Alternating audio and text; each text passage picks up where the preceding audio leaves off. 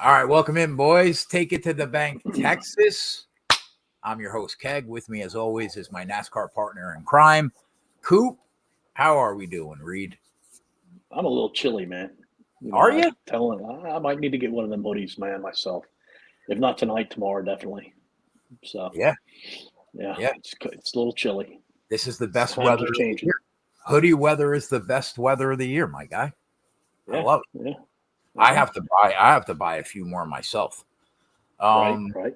So, what's going on, pal? 21st profitable race out of 27. That It's that not bad. that's not bad. No, it's not. Yeah, It's not that bad. not bad It's at not that all. bad. So So, we were at Bristol last weekend, right? We yeah, did well. We made money for sure. We had the winner. I think we had Denny. Denny, right? We had Toyota wins the race at a great number. Um, and then I think that's it, right? It was pretty quiet. I think that's all we bet, right? Outrights and Ford, Toyota, Chevy. Yeah, yeah. I don't think I did any top tens or fives. If I did, they didn't get through.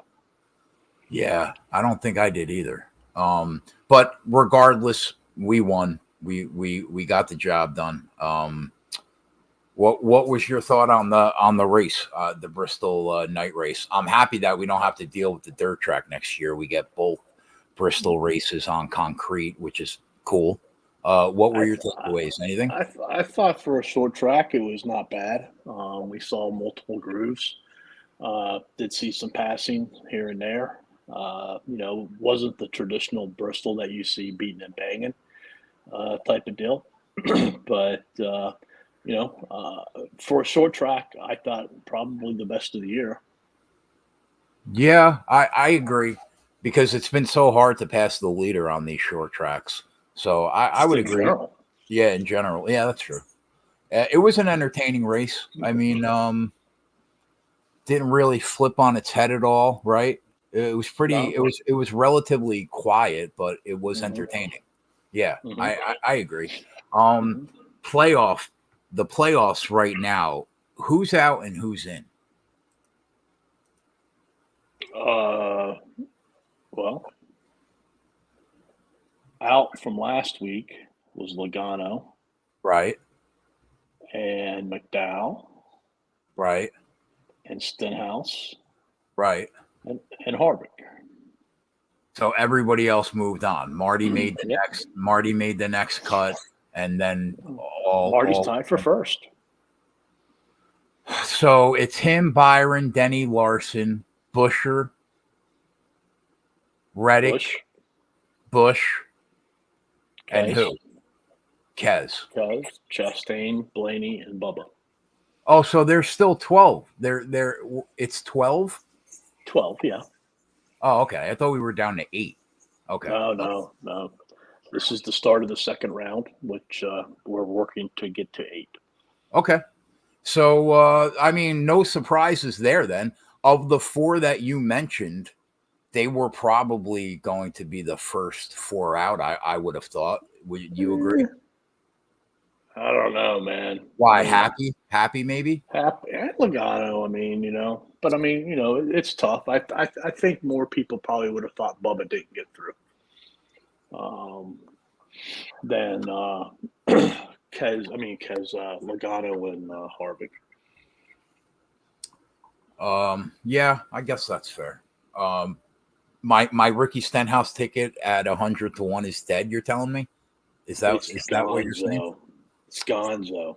The best But $100 I ever spent in my life. All right. we replaced it with a better 100 to 1 ticket. Oh, Oh, Bubba. no. Yeah, I wasn't gonna let you cash that ticket without me. That's for sure. So yeah, we did bet Bubba. Why not Bubba? He's been so good all year. Like, Like, is but it out like, of the realm of possibility that he can't string together enough top 5 finishes to get there?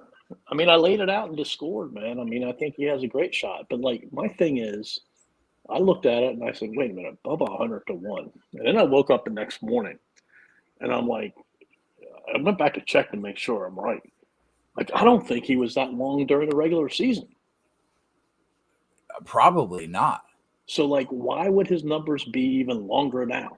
Like, that just Well, doesn't make sense. let me ask you this: the next 3 races, how has he done? Like, is he gonna? He has to get past these next 3. Yeah. I mean, he's last in points, but I mean, he's 14th, 14 points behind. Not unsurmountable. But then you got Talladega as a wild card because you could DNF early, man, and it could ruin you. It could ruin you. Yeah, and he's been. You probably didn't read it. All right, so I'm going to ask you. Okay. All I heard somebody say was Coop bet Bubba to win the trip at 100-1. I said, say less. Click. That was it. So no, I didn't read shit. What do you think Bubba Wallace's last 2 results at the Charlotte Roval is? So it's Texas, Talladega, Charlotte is the next 3 races for the snow. Texas, Talladega, Charlotte. All right. Well, we both expect them to run really well on Sunday. Talladega, he's one of the best restrictor plate guys in the sport, obviously. And then the Roval, man, I don't know. I mean, average finish, I'll say, of 10th. 14th and 7th. You read my article. I didn't read your article. It was a guess. Yeah, right. Actually, that's like 11, isn't it, technically? Yeah. 10, but I think with it being on a part of it being on, the Charlotte Roval Oval, it kind of helps him, man, versus being a traditional road course. Yeah, I guess. But then, let's say he gets through there. All right. Then, all right, he has Las Vegas, finished 4th there earlier this year. Right, beast. Homestead, mile and a half. High tire wear. Bubba's done better on high tire wear tracks here recently. He has in the next gen car. Yeah, definitely. Yeah. And then the last race to get to Phoenix is Martinsville. And you want to guess where Bubba's finished the last 2 Martinsville races? Top 5. Top 10. Top 10. Yeah, so why not Bubba? I think it's possible. So, I like 100 to 1. It's at 100 to 1. Listen, with 12, if you have a 12 to 1 shot. Listen, Ricky Stenhouse was 100 to 1 at one point this year to win the chip. Okay, Bubba's got a much better shot than Ricky Stenhouse ever had. Let's be honest. Right. All right. So now we. Sign said playoff thoughts. Who makes the Final Four before we get into the race? I would say. I'm going to stick with the fucking nuts, man. Larson, Byron, Denny, and Marty. Gun to my head. Maybe Reddick somewhere in there because I think we have one road course too, right? Don't we? In these the Roval, I guess, counts. Mm-hmm. Yeah, kind of. I'm going to stick with the big 4. Where are you at? Gun to your head. So first off, Corey, the next 3 races are Texas, Talladega, and the Roval, and then after the Roval, it goes to 8. But yeah, I'll stick with what you said, except it's only 3 of those 4. Which one doesn't make it, I don't know. And I think Bell or Reddick is the one that gets in place of him. I don't disagree with that. Maybe 3 out of 4, and one of those 2 guys gets in. They've been wicked fast, both Chris Bell and Tyler Reddick lately. So right. So, I mean, but again, Talladega is a huge wild card. Yeah, it could screw everything up for any one of these guys. Yeah, for sure. Yeah, because I mean, you get out early and you finish near the bottom. Like the points are so close right now. Right. All right, so we're at Texas, 1.5 mile, cookie cutter oval. Now, in terms of track comp, Coop, right, you would say Charlotte, Kansas, and Vegas would be the 3? Yeah. It doesn't have as much tire wear as any of those 3. It is 1.5 miles like all those 3. And it's much tougher to pass on this track than any of those three. Just the stats bear that out, or do you think for any particular reason? It's a one-lane track, one-groove track. That'll do it. That'll do it. So I threw out the Texas race from last year. Means nothing. It was so chaotic with the number of cautions and blown tires that I don't think you can get a real fair representation of what really happened during that race, right? So for me, pretty simple. We're at the point in the season where we know who is fast and not fast across all track types in the series, right?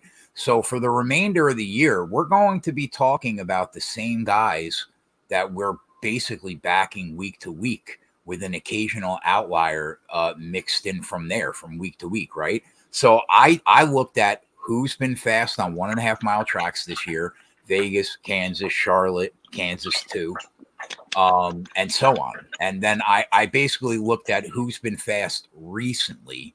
And in large part, they're the same guys, with the exception of maybe, RFK wasn't anywhere near as good earlier in the year as they are right now. So I guess you have to account differently for like Kez and Busher moving forward for the remainder of the year. But for the most part, you and I are going to talk about the same guys week to week that we're going to back. So that's where I'm at. I basically looked at 1.5 mile tracks this year and who's been fast on them. What about you? So how did you rank Kansas, since they've been at Kansas twice versus the other ones just once? Like, did you take an aggregate average of Kansas, or did you say, all right, this is how they were, and then looking at 4 races, just the aggregate, make it a 3? I think I leaned heavier toward what we saw at the most recent Kansas race. What about you? Yeah, I mean, I don't know. I mean, I really didn't put numbers in a calculator and figure it all this and all that and blah blah blah blah blah blah. I mean, it's look at the results, look at the speed. It's the seven or 8 same drivers. Right. It's not hard to figure out. Right. Now, does that mean one of those 8s or 7s is going to win? No. But I think, they have a very good shot. Because, I mean, how many times have we said the best car doesn't always win? Okay. So I haven't bet anybody yet, right? I know who I want to bet.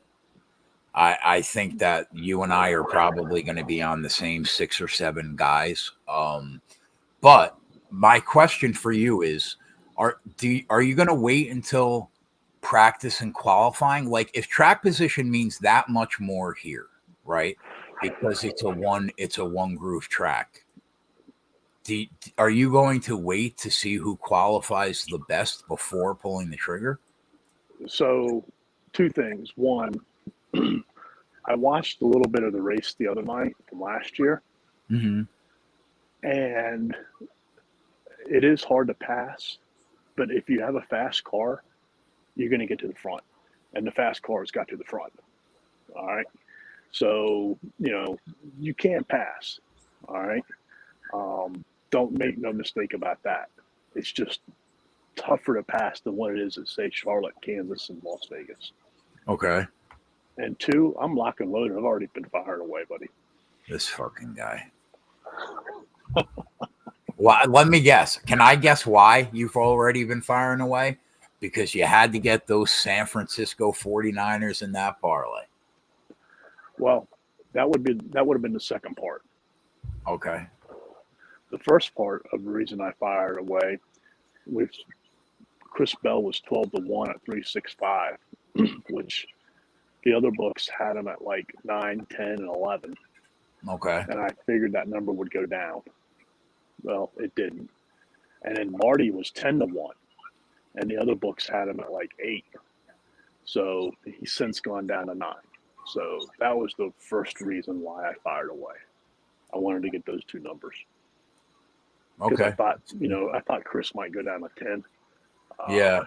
I think I see, like, I saw 11, I thought Marty was like 8 or 9.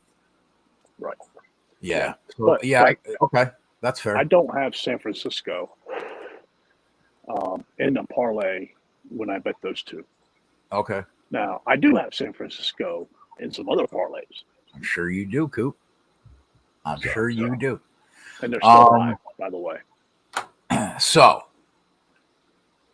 before we start getting into the guys, have right? You made any bets?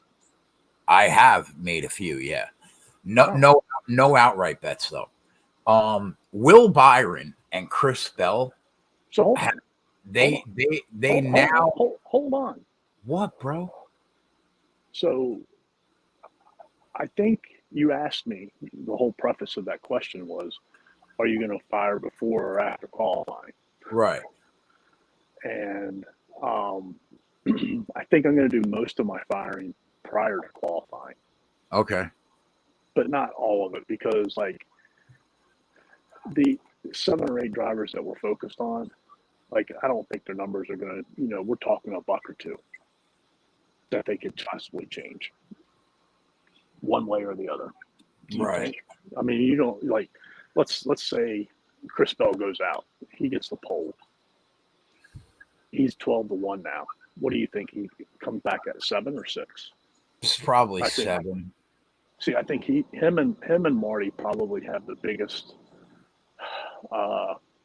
biggest liability to lose money on betting after qualifying versus prior to qualifying. Yeah, but you know what though? All those polls have netted this kid nothing. So I don't know if they move it that much. I don't think they'd look at it like that, man. All right.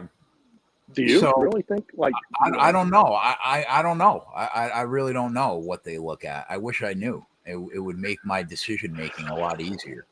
I don't know what they look at. That's what we call the world of betting. Right. So Chris Bell and Will Byron now have about 33% of the polls this year in NASCAR. Just about 30, somewhere around there. I'm going to bet them both to win the poll. I bet Byron to win the poll at 6-1. The number, I only bet it for a half unit. The number on Chris Bell is low, so I'll probably tie something to it to get it up a little bit, but not like substantially higher. But I'm probably going to throw a half unit on him too, because they have, I think, 9 of 28 polls this year, I want to say. How many do we have on the 1.5? That's what matters. Well, I think Byron's average starting position on 1.5-mile tracks this year is 3.35. He already has a pole on 1.5 miles this year. Bell has a pole on 1.5 miles this year. Listen, there are 40 cars on the track. Could they not get the pole? Of course they cannot get the pole. But I'm going to bet them both for a half unit each to try and get a little early money in on this race. So I just wanted to get that out of the way. All right. Now, the guys that – let me pull up the odds board. You mean you're going to spare one of your 55 million units that you've won the last month? Yeah, I am. Okay. Wow. I'm going to spare. Mighty generous of you. I'm going to spare one. Okay. So looking at the speed charts on 1.5 miles this year, it's pretty fucking clear who the guys that we're going to back are. All Toyotas: Denny, Reddick, Bell, Marty, Bubba. There's 5 right there. Gibbs, I don't know. I will think about him. But let's say the big 5. And then Byron, Larson. And I don't think you could leave Chase Elliott out this week, Coop. I think he's been getting better as the year's gone on. He's very good here. I kind of think that you have to include him too. So, like, those are the 8 guys right now that I'm probably going to want to look to get on before we race on Sunday. I guess we can go down the odds board, but just in general, is that where you're at? Same guys? I bet all 8 of them. You bet all 8 of them? Mm-hmm. Did you bet anybody else besides them? No. Gibbs will be the one that I have a question mark. All right. Then, so these shows are getting two drivers that scare me this week. So Kyle Busch, one of them? Yeah. Who's the other one? Ryan Blaney. That Charlotte race was an anomaly, bro. I'm not worried about Ryan Blaney. All right, so then that's what I mean. These shows are getting easier as the year goes on. We know who's fast now. It's not Coop and I aren't trying to reinvent the wheel. The speed is the speed. And we're going to back those 5 Toyotas who are faster than everybody right now. And then Kyle Larson, Will Byron, and Chase Elliott. But going down the odds board, 5-1 right now at that 365. Kyle Larson's your odds on favorite. Denny Hamlin also 5-1, tied right now. People know how you and I get on these guys this year. We get way better prices than 5-1, right? But for the people that don't want to parlay anything and just want to bet straight, Kyle Larson and Denny Hamlin at 5-1. That seems too cheap, right? Well, you can get Kyle Larson at 6-1 on MGM. MGM this week has the best odds overall of the drivers that we're looking at. All right, so let me pull them up. Yeah, I mean, you're splitting hairs between. I give Denny a slight edge, but not that I don't like Kyle Larson by any means. Right. Yeah. I just can't back. I mean, there are 8 guys, I think, and so does Coop, that could legitimately win the race, right? At that point, how can you feel good about betting one guy at 5.5-1 this week? You can't, man. Those days are over with the way NASCAR odds are now. So yeah, I wouldn't tell anybody to back Denny Hamlin at 5.5-1 straight, or Larson at 6-1 straight. I just don't think that's enough. After those 2 guys, Marty 8-1, Byron 825. I That's think like you never heard like it's always 850 or 950 or 9 or 10. Like right. 825's odd. Reddick too. Yeah, Reddick's 825 too. So I think of those 3 guys, Marty at 8-1, Byron at. I mean, do you think they're giving us an extra quarter, or do you think they're taking us away from 75 cents?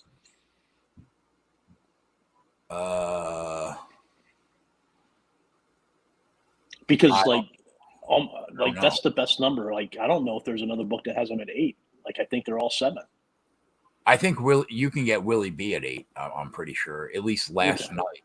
Last night when I was looking at all the odds, you were able to get him. Yeah, BR has Byron at 8 and Marty at 9. So, yeah, you could get slightly better numbers out there.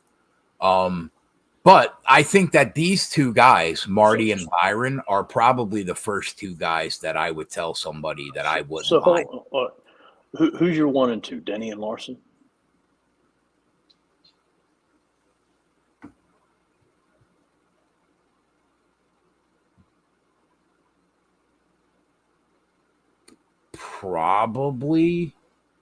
Definitely Larson. Wow. I don't know. Probably. I think they're all really close, Coop. Do you not think Denny and Larson are a hair better than the other ones? Like at Texas specifically, or this year? Just how you would rank them overall, general, man. Like, don't have to.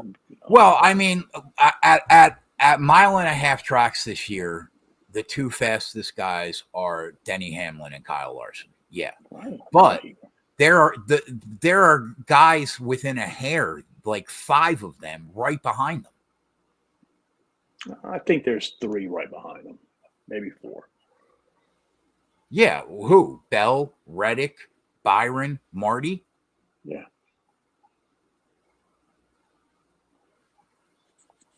I mean, you can't even count Bub out either. He's been very good. Yeah. Or I don't think you can put Bubba with those 4. He would have to be ranked behind them. I don't know. I think that they're all close, but maybe Denny and Larson a smidge above Reddick, Bell, Byron, and Marty, maybe. But I think they're so close. But I wouldn't tell. But at the same time, like if it for a straight bet, I would tell somebody to bet Marty at 9-1 or Byron at 850 before I would tell them to go bet Denny Hamlin at 5-1. So is that what you're going to do? Are you going to put a half a unit on everybody straight? Or are you just going to cherry pick a few?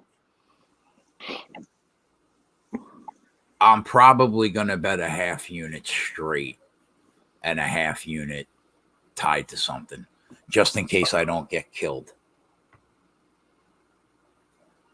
Probably, yeah. Okay. Wouldn't you tell somebody to bet Marty at 9-1 or Byron at 850 before you would tell them to bet somebody at 5-1 in a race like this? Definitely, 100%. Right. Okay. Wow, Chris Bell's 12-1 now. Yeah. Wow. Yeah.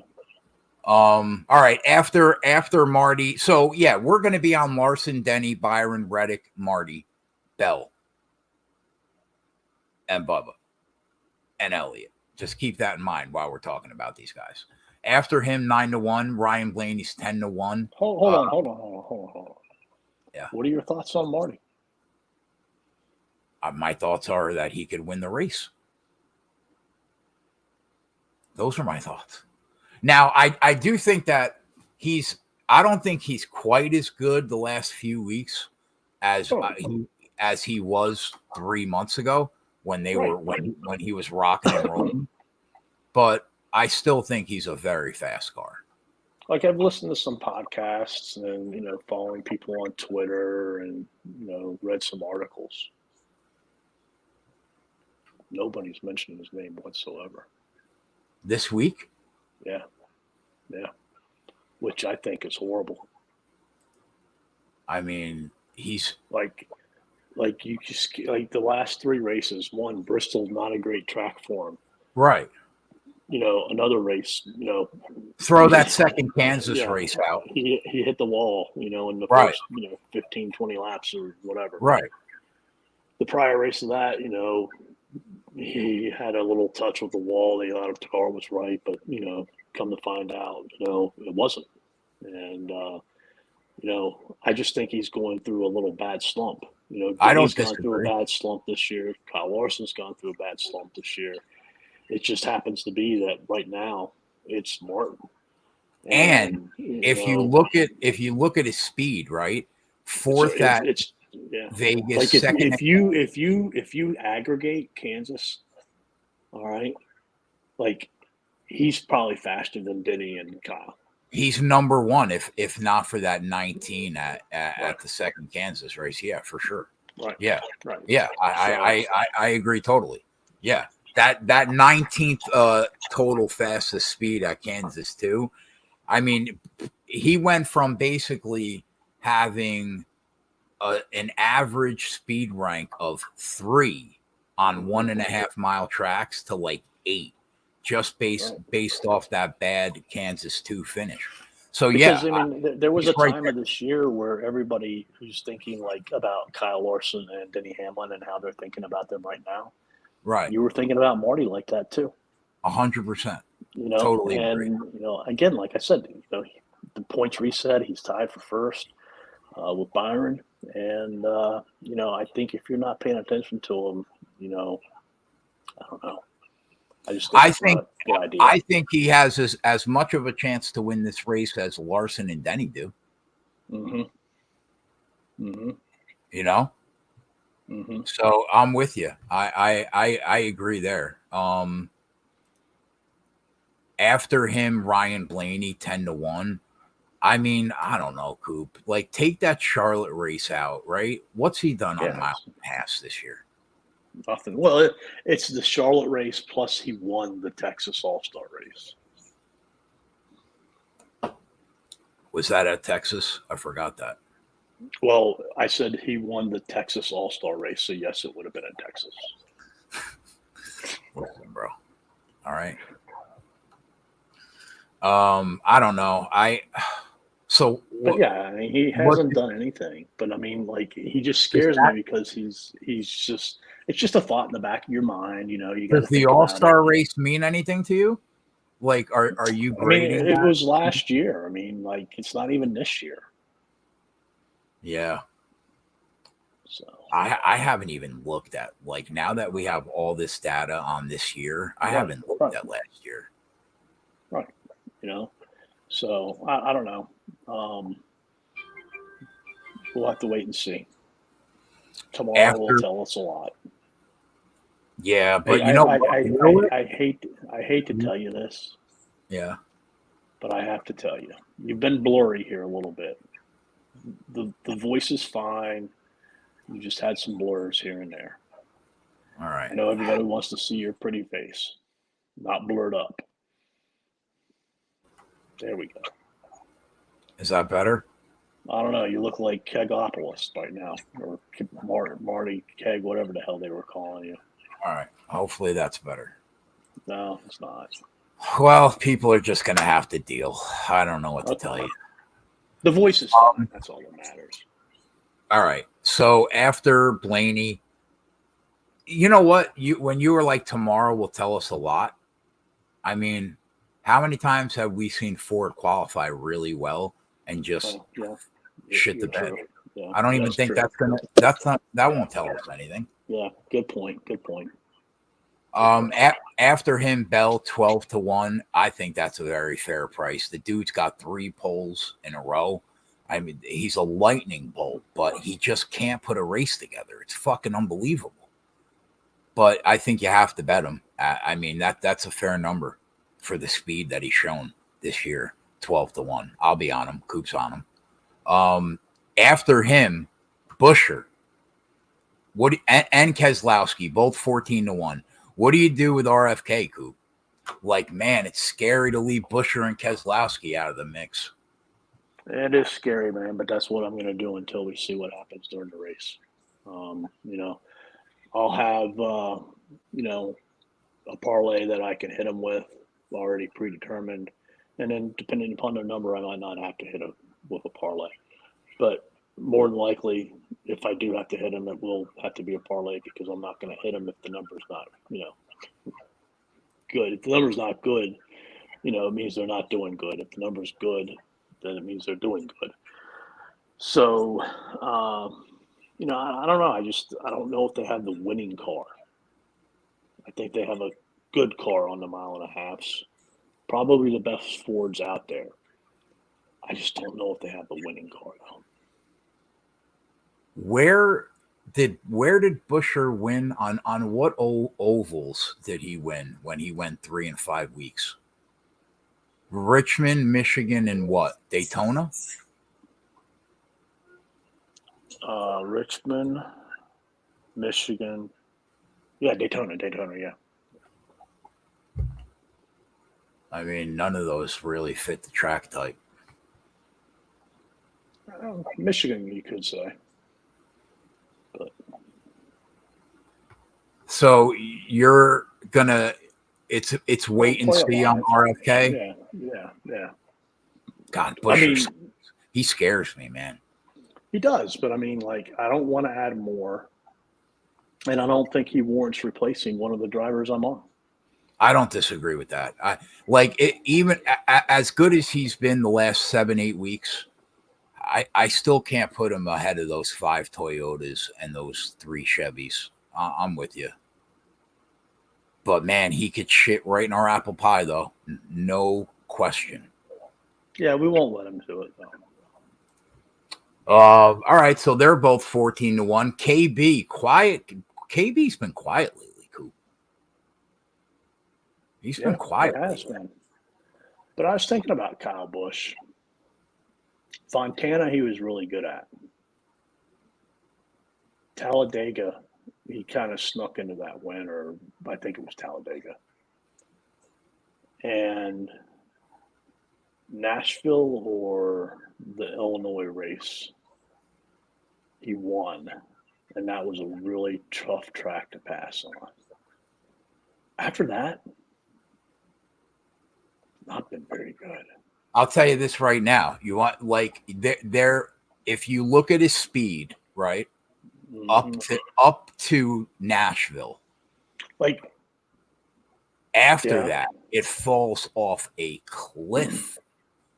it Cliff, does. cliff. Like he goes from the fastest guy at Gateway, ninth fastest at Nashville, and then 33rd at Loudon, 17 at Pocono, 7 at Richmond, 17 at Michigan, 13 at Darlington 2, and 10th at Kansas 2, 17th at Bristol. He just doesn't have speed lately at all. Yeah. But I mean, he's had the speed in this car, in this package. Because if you look at the speeds, like, I don't think his numbers, like, he's not with those 8 drivers we talked about, but I don't think he's like far off of them. 9th at Kansas, 5th at Charlotte, 14th at Vegas. So just right below him. Yeah. But not in good form as of late. No. Tell you, But I Brad, think I might end up betting it. you might end up betting him. Yeah, I'll tell you why in a little bit. Brad Keselowski has been fast lately. Yeah. And so Buscher's just ridiculous. I don't know what happened to that team. I don't know what happened at Roush, man, but something happened. Yeah. All right. I don't know what I'm going to do. See, like, I think I'm more apt to back Buscher or Keselowski before I back KB. You're talking about in the outright market? Yeah. Yeah. I can't do it this week. You're going to be on an island there. Well, I think I'll talk you into it. All right. After KB, Chase Elliott, 16-1. He's quietly been pretty fast. Mm-hmm. I think you have to back him here. I think he's got to be in your pool. Yeah, yeah. You like him, right? I do. Yeah. All right. You like Bubba too, right? I do. Yeah. What numbers are you looking to get on them? Are you going to bet him straight, or are you going to bet him with parlay?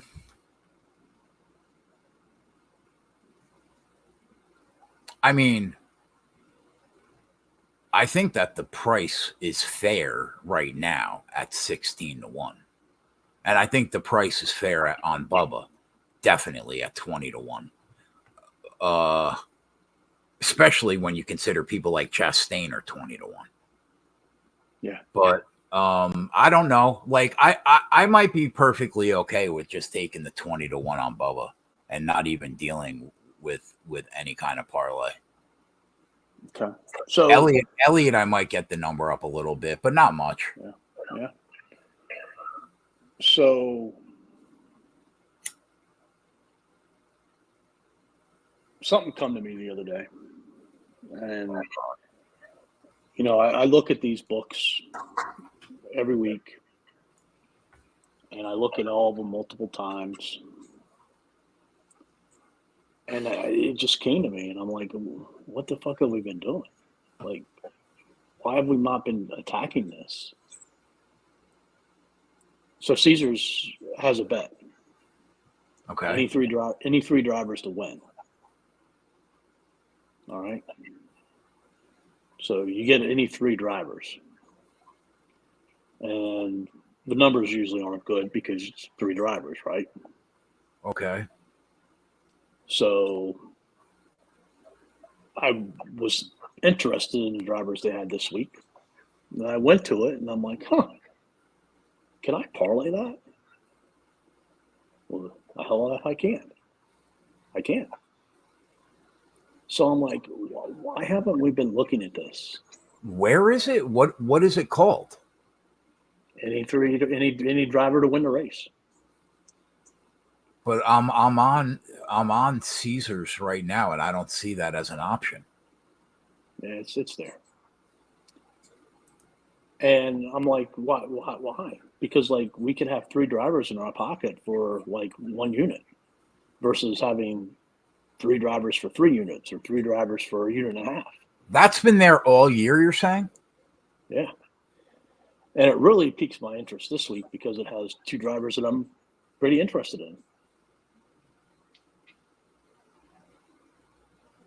Where can you find it for me? What the tab is named?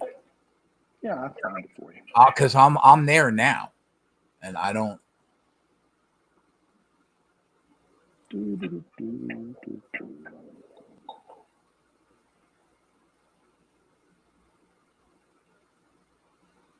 Any to win the race. Race winner props? Where the fuck is that? Any to win the race.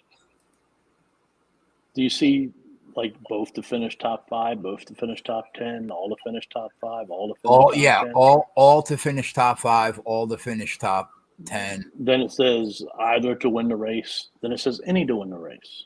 Oh no, I don't have that in New Jersey. That's why I've never seen that. That's why. Oh. Signed. So this week, am I retarded signed, or can you see it? Oh, we can't say that word. Am I dumb? So this week, the 3 drivers are Kyle Busch, Chase Elliott, and Bubba Wallace. Chase Elliott, Bubba Wallace, and what? Kyle Busch. Okay. And what number did they offer you? Plus 500. Which, that's a very good number to be able to parlay and have 3 drivers. And you don't have to put a lot into it. The only thing is, I got to get it to at least 2,200. Why? Because I could bet Bubba 22-1 by himself. You people in Maryland don't have it. We don't have it either. Fucking Coop lucks out again. Bet Fred City. No, this is Caesars. Yeah, I know, but we don't have it. It varies state by state, I guess. I don't mind it, but I understand what you're saying. Get it above 22-1 because he probably has the best chance to win the race, right? Out of the 3, I would think. I think he's right there with Chase. Yeah, I agree. But I mean, like, I've just come to me and I'm like, why are we not betting this? Why have we not been betting this? Because like we don't have we get 3 drivers for the price of 1. Yeah. So, Meyer and I talked about it the other day. He has it in Iowa. But, I don't know. I'm like, I've just been throwing money away. Throwing money away? We win every week. What the fuck are you talking about? Yeah, I know, but I mean, like, I could have possibly been, saving a unit or 2 and not having to bet some drivers. But anyways, yeah, that's why I was saying I'll be on Kyle Busch. That's the only reason why I would be on Kyle Busch. Okay, all right. Now I get that. That's fair. All right. Now there's also a tab called either to win the race. Yeah, we don't have that either. That features 2 drivers that I'm very interested in. Who is that? Tyler Reddick or William Byron. And what price? I have to start at 325. But I mean, I can get them up to 1,500. Not a problem. Right. Yeah, that I like. That I don't mind. But I mean, like, obviously it varies week to week who it's been. But let's say 5 drivers for 2 units. Signed. I don't see it, buddy. I'm sorry. I'm getting shadow banned. All right. After, but all right. We spoke on Elliott. Well, hold on. Sign says Busch, Elliott, Bubba plus 500. Yeah, I don't have. Adam said that you're both in New Jersey. How can you not? He says yes, you do, Keg. I'm looking, bro. Both to finish top 3, top 5, top 10. All to finish top 5, top 10. winning manufacturer, top Chevy, top Toyota, top Ford. Caesars, Corey.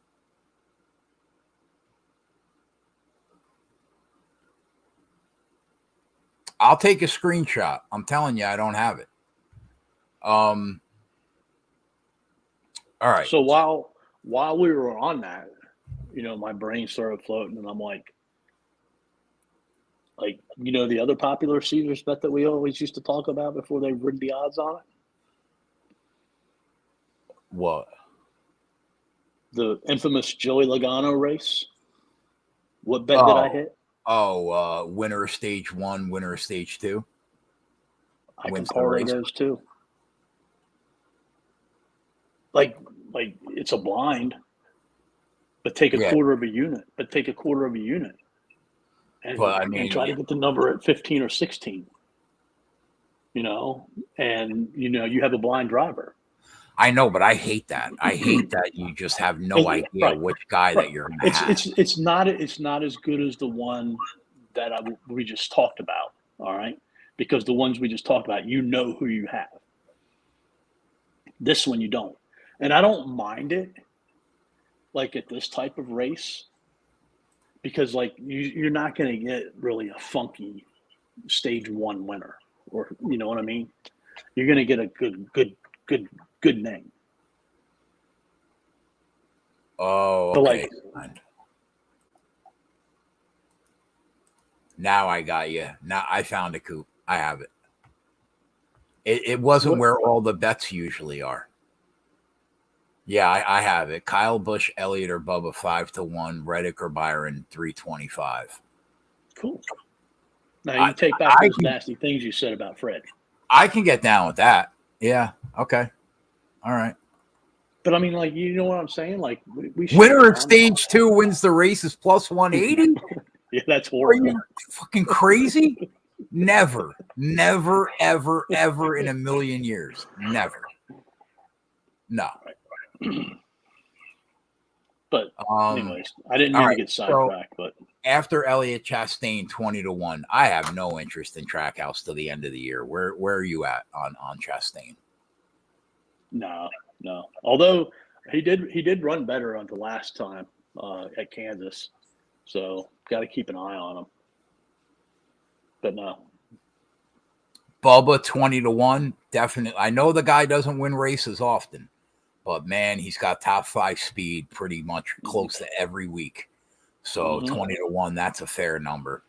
After Bubba, Logano and Harvick 25 and 28-1. I mean, listen, it was surprising.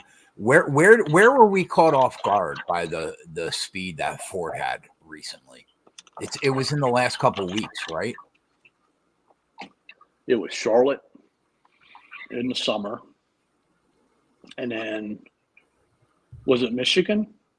It was somewhere recently where I were on all the Toyotas and Chevys. I think it was Michigan, wasn't it? It might have been Michigan.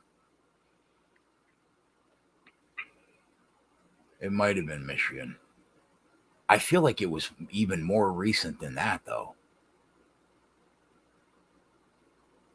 I don't know. But signed. I know I can make a parlay with those 3 drivers. That's what we're talking about. I got to get it to 2,200 because I can get Bubba at 22 by himself. So, yeah. Yeah. So, do you have any interest on Logano or Happy this week in the outright market? No, I don't even know why you brought him up. All right. Well, I'm going down the odds. After them, Ty Gibbs and Alex Bowman 33 and 40-1. Gibbs, I think the odds should probably be better than that. I think he should probably be 40, 45. But he has been fast. And Alex Bowman, why do you think he should be 40 to 45? Because sometimes speed doesn't always tell the tale. He's been fast. I mean, if you look at his speed on the 1.5 miles, they haven't been great. He's had some issues, so on and so forth. But if you look at the last 6 or 7 races, he's hot again. Sort of like he was earlier. when he ran through that little hot stage. Where did he finish at Kansas? He finished 12th. I'll tell you right now, my guy.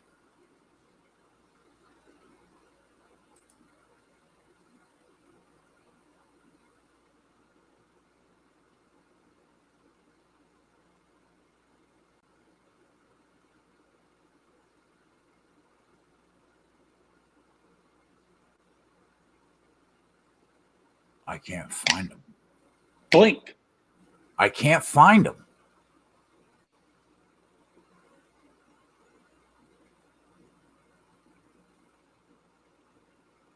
I don't know where he's been. Oh, Yeah. 32nd. 32nd, Bubba finished. We're looking for Ty Gibbs. 14th. 14th. Yeah. Ty Gibbs finished. Yeah. So I don't know. He just kind of worries me, but I think like we saw how well he did. All right. At qualifying, and his number still came back at 15. And we can get a 15. We can get that to 30. So I don't know. I think I'm going to wait. Yeah, he wouldn't beat the 8 guys that we already like anyway. He would be behind them for me. What about Bowman worries me a little. Bowman worries me a little bit more because Bowman has a good track record. Right. Here. Right. And, 40-1 seems fair, I think. He's been pretty reasonable. Like the way I do my parlays, like I can throw Bowman in, and it's not going to hurt me that much. It's going to hurt you more because you bet either a half a unit or a full unit on him. Right. So I bet him to hit the top 10 at 2-1. And I bet Bubba to hit the top 10 at even money too. Those are 2 bets that I made that are on the site already. He's been quietly lurking around the top 10. He's got 9 top 10s this year, but I mean, he's been quietly lurking around the top 10 on these mile and a halves. Finished 12th, finished 13th. I think 2-1's a fair price to take a shot on him to crack the top 10. So he got it done for us last week at whatever number we got, 250 to hit the top 10. I think he can get there again. I mean, am I running to the window to bet Alex Bowman to win the race at 40-1 based on the year he's had and what he's had to deal with injury? Probably not, but I think it's fair to bet him to hit the top 10. Where are you at with I think I'm talking to myself. He'll be back. But yeah, I bet Alex Bowman, boys, and I bet Bubba to hit the top 10 so far. No outright bets yet, but those 2 guys to crack the top 10. Gibbs, listen, he's got top 10 speed every week. That's just where Toyota's at right now. Does that mean that he's going to be there at the end? No. Did I think we were going to get it last week when there were 125 laps in that race last week and we were holding 55-1? I really thought we had a shot. And then one trip down pit road, his pit crew shit the bed on us, and that 55-1 ticket was deader than dead. But that being said, I guess I don't mind Gibbs. Yeah. I don't know. I like I said, I just think we can get him during the race. But good numbers. What do you think about Alex Bowman to hit the top 10 at 2-1? I think that's fair. Yeah, it's a good bet. Yeah, good bet. And I bet Bubba at even money too. All right. After Bowman, is there anybody even worth talking about in the outright market? The only other person I would remotely, it sounds weird to say this, but Carson Hocevar. Maybe Eric Jones, but other than that, no. You there? Yeah, I'm here. All right. I'm here. I'm just looking at the odds. All right, that's the outright market. Top 3 market, we don't really bet. Top 5 market, were there any that you saw that you liked? Yeah, like I don't know if I'm going to attack the top 5 and 10s this week because, I'm a greedy bastard, and I would have to do a parlay, and I don't know. The parlays I think are a little bit tougher this week. Um, I think we got some that we can come through with, but I don't feel like I did last week about them or the week before. NFL's a little bit tougher, so I might just try to keep my parlays to the overall winner. I haven't determined yet.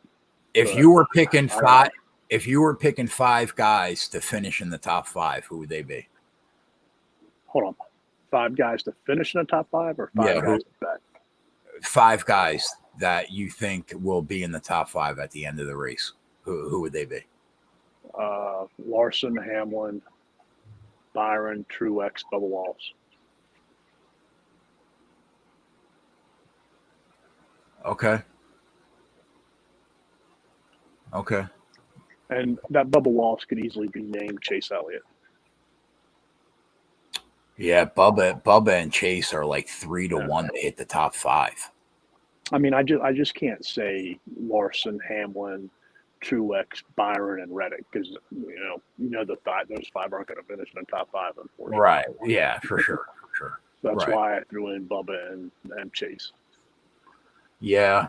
I don't know. I really haven't bet many top 5s this year, and I'm not going to start this week. I'd rather bet top 10 market. So that's a pass for me. Top 10 market, I mean, all 5 Toyotas, the 3 Chevys at Hendrick. And you're obviously bringing a parlay in on them, right? Yeah, for some, like I bet Bubba straight at even money. I bet Bowman straight at 2-1. But yeah, I would probably tie them to something, but nothing crazy, just to get it down to even money. But Larson, Denny, Byron, Reddick, Marty, Bell, Bubba,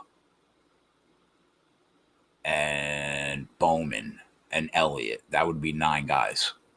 Those will probably be the 9 that I would look for. I guess you can't count out Chris Buescher. Mm-hmm. You can't count out Kyle Busch. You can't count out Brad Keselowski. A lot of guys could hit the top 10 this week. Eric Jones, who's 275. Well, like how good of a shot do you think he has to make the top 10? Because that number is pretty good. Pretty good. I mean, if you look at how he's run recently in this package, it's been pretty good. And I know some of this is when he was with Joe Gibbs Racing, but he has a good racing record at Texas. Any long shot flyers? Like we did pretty well back in Ricky Stenhouse. No, I mean, I wouldn't mind. I don't know. I just can't back Ricky right now. I'd rather back Carson Hocevar. I think you need a better number than 5.5 to 1 though on the kid. I mean, who would have ever thought like we would be betting Carson Hocevar a Cup? He's a stud. That kid's going to be a problem. Who would have ever thought like Carson Hocevar? I think his odds to win are better than Stenhouse's and McDowell's, and they were in the playoffs. Kid is really, really talented. He's going to be a problem for a long time. But yeah, I mean, basically the same guys that I'm backing in the outright market, for the most part, would be the guys that I'd be looking to back in the top 10. That's basically how I am going to treat it. I haven't decided how many top 10s I'm going to bet. I did bet 2 already. But see, the majority of my action will be up on the website before qualifying, which is tomorrow at what, noon? 12:30. Practice starts at noon? 12:30. 12:30? Okay. Yeah, so all my action will be up on the site at least an hour before then. All right, that's the top 10 market. Matchups. Any matchups that you saw that you liked? Yeah, a couple.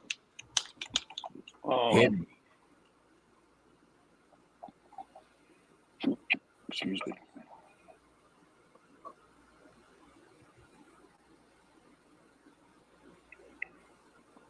Ty Gibbs minus 110 over Kevin Harvick. Okay.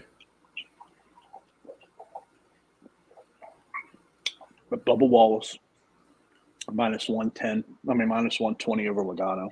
Love that. I kind of like the same bet with Marty over Blaney. I like the number better than the bet on this one. Bubba Wallace plus 100 over Keselowski.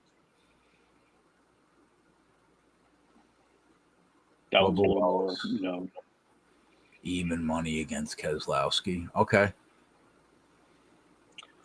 And one I really like on paper is Chris Bell minus 115 over Chris Buescher. I've heard a couple people like that this week. And obviously, I would take all four of those and parlay them with something very, very safe to get the number to like 150 or something like it, plus 150. What about Elliott even money against Ryan Blaney? I don't mind that, but I think that's kind of like my Wallace versus Keselowski bet. Like I could see Bubba losing the Kes, much more than I can see Gibbs losing to Harvick, Wallace losing to Logano, or Bell losing to Buescher.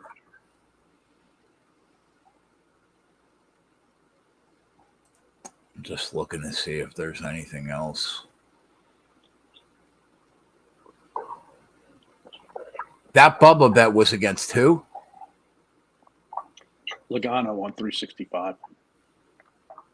They got Bubba heads up against Buescher too at like minus 110.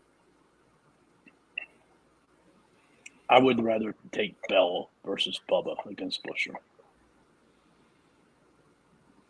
Because I think Bell has more upside. But, we've seen issues from Chris Bell. So that's why I said on paper. Yeah.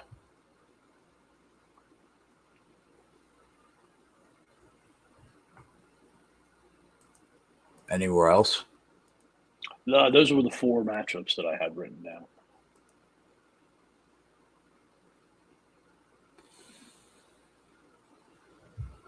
I don't mind the Gibbs over Harvick. I like Truex over Blaney. And I don't mind Bubba over Joey. I like that one too.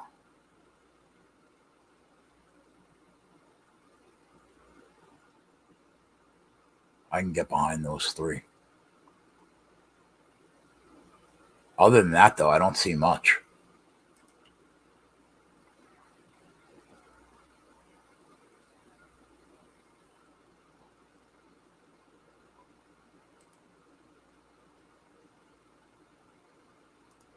Let me see. See what BetMGM has. Yeah. Don't waste your time.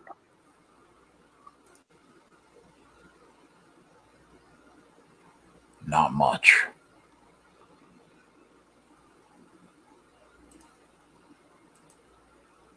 All right. Any group bets that you saw that you liked? I have four written down. I know one of them. Go ahead. Bubba and Elliott over Buescher and Kes. Yep, on DK Group C, plus 300. Yep. All right. What else? Do you like that? Yeah, I like that. Again, RFK scares me, bro. They scare me. Like it off the bet it. Maybe. Depends on how many top 10 bets I make, but maybe. I like Gibbs solo at plus 330 over Logano, Chastain, and Harvick on DK. Gibbs solo. Okay. I'll buy that. That's a good way to get on him rather than bet him to hit the top 10 or something like that. That's not bad. Yeah. Byron at plus 230, Bell at plus 245 over Blaney and Kes. Say that one more time. Byron 230, Bell 245 over Blaney and Kes. Where's that at? Oh, that's fucking. Of course it is. Softest group I heard all night. Of course it is. so infuriating. And then the last one I have is Gibbs plus 240, Bowman plus 275 over Harvick and Logano. Is that also at Betfred? Caesars, Group H.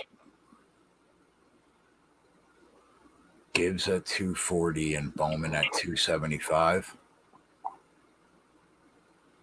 Okay. I don't hate that.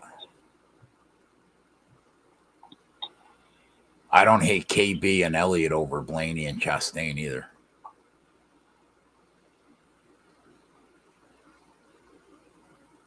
Who? KB and Chase Elliott over Ryan Blaney and Chastain.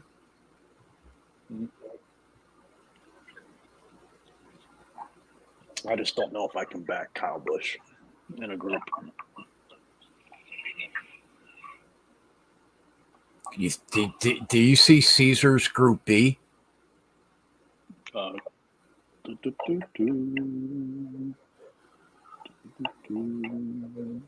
Think the kid can get it done? I don't know, man. He could. You know what? Well, I think there's a better shot of him beating those drivers than what it would be for him to get a top 10. 100%. And the number, you parlay the number to get it to 500. Yeah. You know who else I think? don't You know who else that. I think could win that group? Austin Dillon. Yeah. Yep.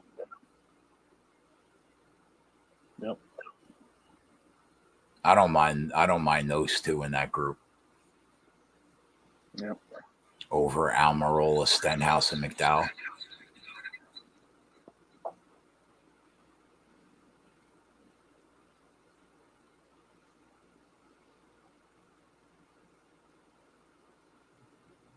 All right. Those are so the while you're on Caesars, right, yeah. Number of Toyotas in the top 10.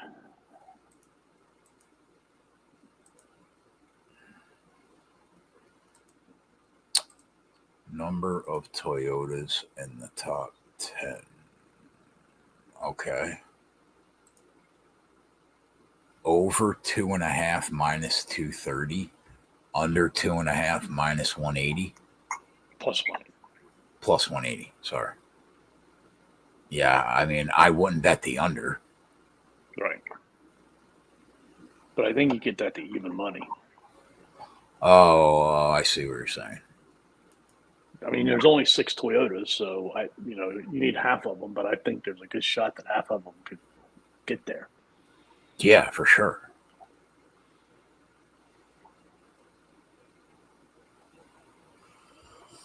Yeah, I don't mind it if you bet that. And then there's another one on here that I don't mind. What? Top Chevrolet and top Toyota.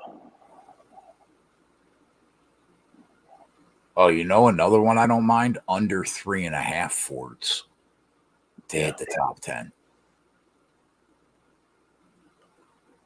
4 Fords are going to hit the top 10, bro. You're going to need a lot of chaos in order for that to happen. I'm betting that 100%.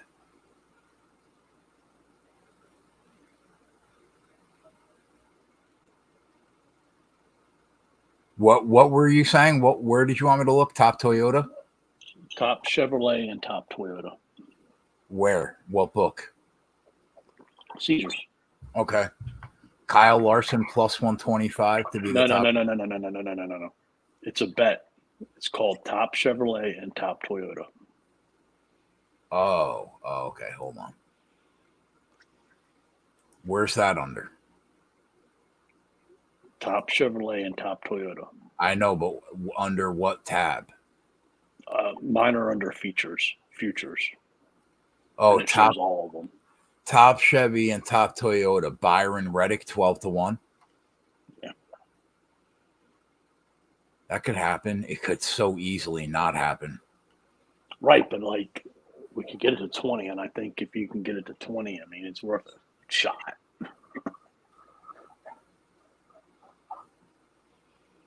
Like, I would rather back this than back them in making a top 3 or a top 5.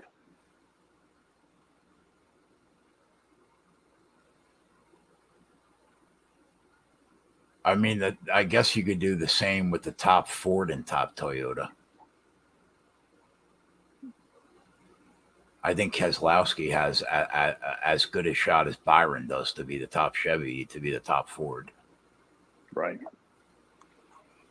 And then you got a second Toyota, Bell and Right. Reddick. Right. But like usually those are not good bets, but I think. Well, they're not. They're not at that number. Right, but I think they can logistically hit though. Yeah, could. Because usually they logistically can't hit. Yeah, I know what you mean. Yeah, could. Do you think we have to bet Chevy and Toyota to win the race? Yeah, I think we could do that, and maybe you can split a unit. I don't see how Ford wins. I think we could throw them out. But my only pushback to that is two things. One, we're already backing a bunch of Fords and Toyotas to win the race. And if we get screwed, Chevy and Toyota, you mean? yeah, we get screwed, we're going to get double screwed by placing that bet. And then two,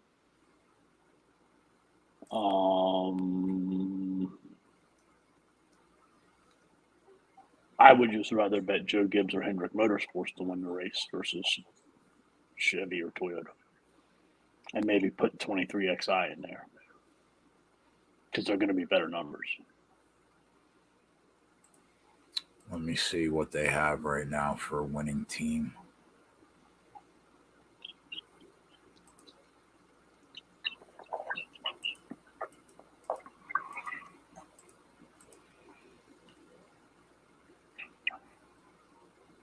Oh, 365 doesn't have it up right now. No, they're slow this week. Anybody have a team up right now? Well, on Caesars 185 and 200. Gibson HMS. Okay. Yeah, I mean, I guess we could just bet Toyota and HMS. Yeah, or you could do it that way. Yeah. Yeah, I'm not against that though. It worked out last week for 8.5 units. So I'm down with that. Taking both of them.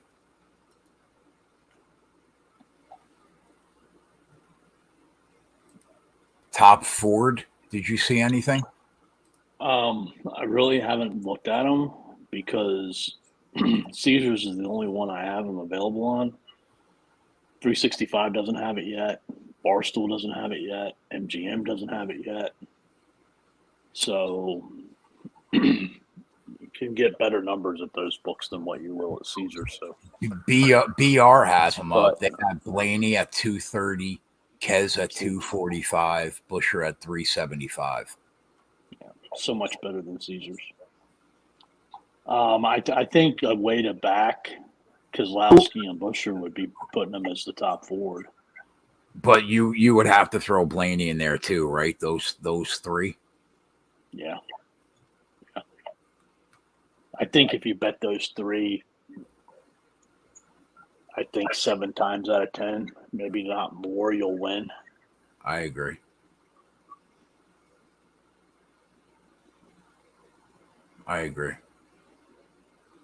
Yeah, I'm not again. I still have to figure out if I'm going to do it.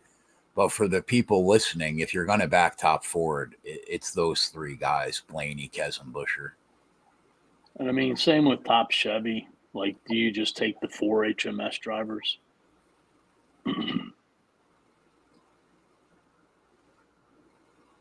Yeah, I mean Bowman is 16-1, Elliott 8-1. Yeah, I mean I don't see KB doing it to us this week. Because it would be KB or Ross, unless Eric Jones just flies out of somewhere. Yeah, I don't really fear Ross really. I think KB's the only guy that could really beat us. That number on Larson is just ridiculous. What do they have at Bet Rivers? 150? So, 125 at Caesars.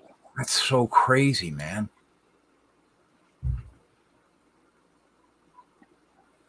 But I think again, like top Toyota is where to attack though, because I mean they're putting so much on Denny Hamlin that you're getting pretty decent numbers on Reddick, Truex, and Bell, and then really Yeah. good on Gibbs and Wallace. You see how Reddick is the second choice now? Yeah. He passed Bell and Marty.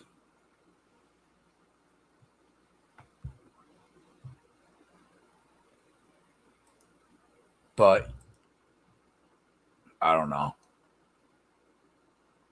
We're probably going to have so much action.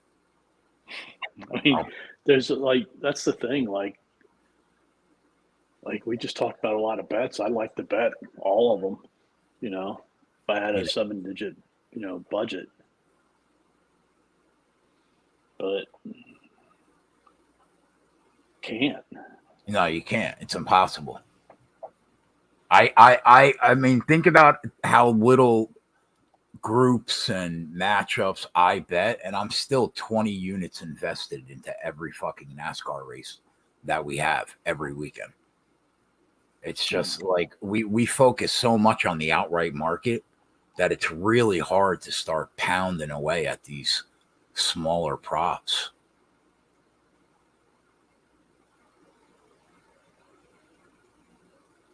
Like I'm not going to bet top Toyota this weekend. I'm not going to bet all those guys. I'm probably not going to bet top Chevy either. Maybe I'll take a shot on top Ford, maybe. But I think if we took those bets, man, we have a really good shot of winning. I don't. I know, but like, to invest. There's just so many parlay legs we're gonna have to get home. It's like it gets to the point where it gets crazy. Yeah, I mean, I got a nice 10-legger I'm working on.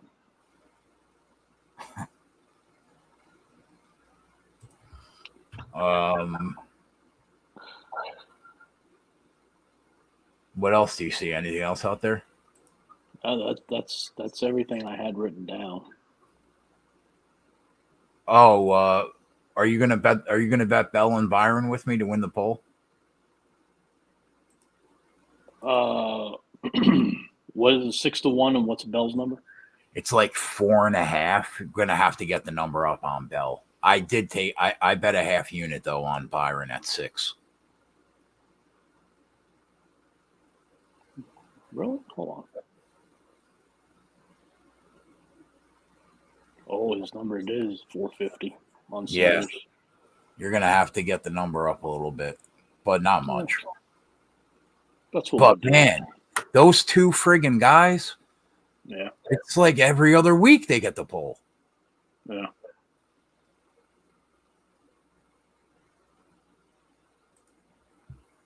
But man, like it's gonna be tight. Yeah, it's gonna be tight for sure. Coop's working on a 10-legger. I don't know. I ruined the guy. I literally ruined him. What do you want me to tell you?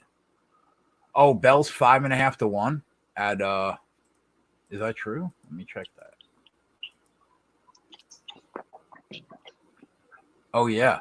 5.5 at BR to be the to get the poll. That's not bad. Yeah, I got a good one going.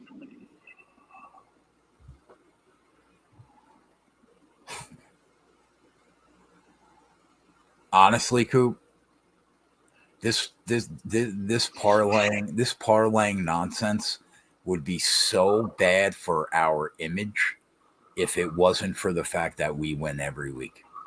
Because it's so negative EV. Like, from a statistical point of view, we have no business hitting these every fucking week. None, zero, zilch.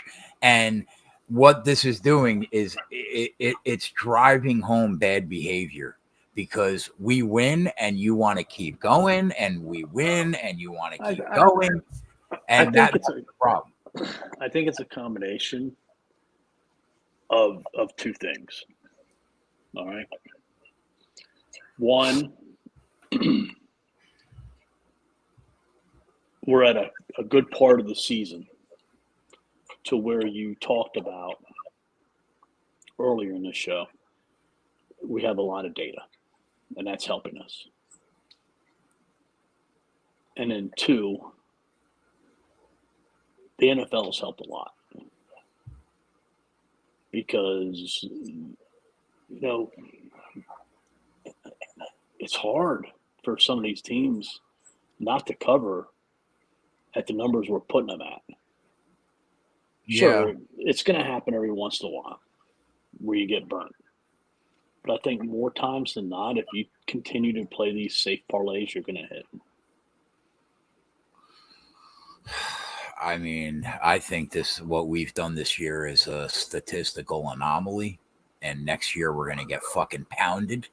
Like, but, I don't think what we're doing right now would necessarily work at the beginning of the NASCAR season, because like we're really honed in on like those 7 or 8 drivers. Yeah, for sure. And like at the beginning of the year, it's wide open. It's wide open, right? And you don't have the data. Yeah, I agree. So I think we're taking advantage of a perfect time to be doing what we're doing. It's just crazy that we just keep winning. I don't even get it. It doesn't even. But no, I don't disagree with what you said. Like, I'm not going out and like putting like a bunch of dogs to win. You know what I mean? Like that's what people do. It's stupid. And they hit very seldom. But when they do hit, man, they're making great money. Great money. All right. So to recap, there were some groups Coop mentioned I liked. And there was one group I mentioned that I like.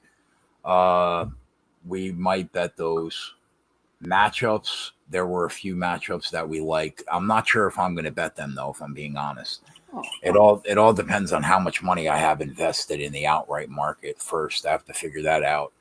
But I think that there are a lot of favorable spots this week, but it's a matter of how much money do you want to put at risk. Right. I agree.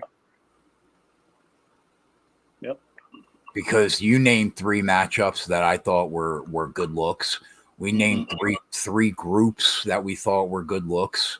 7 outright drivers that we want to back. And that's before you got to decide, are you going to bet top Toyota, top Chevy, top Ford, top 10? Mm-hmm. So there's a lot of decisions to make between now and 11 o'clock tomorrow morning. Mm-hmm. Yep. So 2 things. You want to talk a little football for a minute? Go ahead, Coop. And then the other thing, I see Corey is in the chat. Corey, you still in the chat? Give us a thumbs up if you are.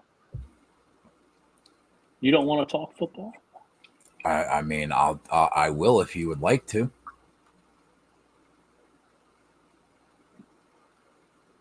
What are your thoughts on football this week?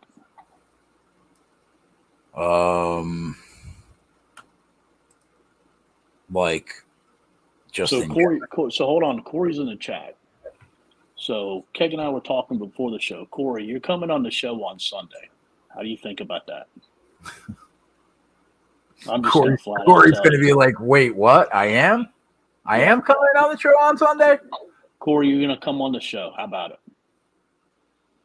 You in? Maybe. Maybe not. We're on like I can see the Iowa coming up. Oh man, I got family shit I got to deal with, man. Iowa? No, I'm sure Iowa will be here. No. That's what Iowa would say. Oh. Corey, come on now. What'd he say? What do you guys want from my dumbass, man? What do we want from your dumbass, man? We want you to be part of the show. We just want to learn more about you. We want, you to be there to talk to, man. I was talking to Keg earlier. I think it would be great to have different people on the show every week. You don't have to go out there and give bets if you don't want to. But just a camaraderie, just to get to know somebody better. Maybe see a face if you're not too shy to put your face on TV. Who better to start than deal. my guy, Cherry? Been there from the start. It's not a setup, man. Not a setup. It's a setup. I said Corey needs to be the first one because he was there, man, from the very beginning, man. He was there from the very beginning. Something to like, I think the people that are on here are really close knit, man, and tight. And they've been there for a while. Been following Keg for a long time. And I just think it would be cool to, get to know people a little bit better and, see a face behind it. That's all it is. And I'd like to see somebody come on every week. Listen, he knows he has an open invitation to come on whenever he would like. Adam, man, you're not helping the guy. Like, this is no witch hunt, man.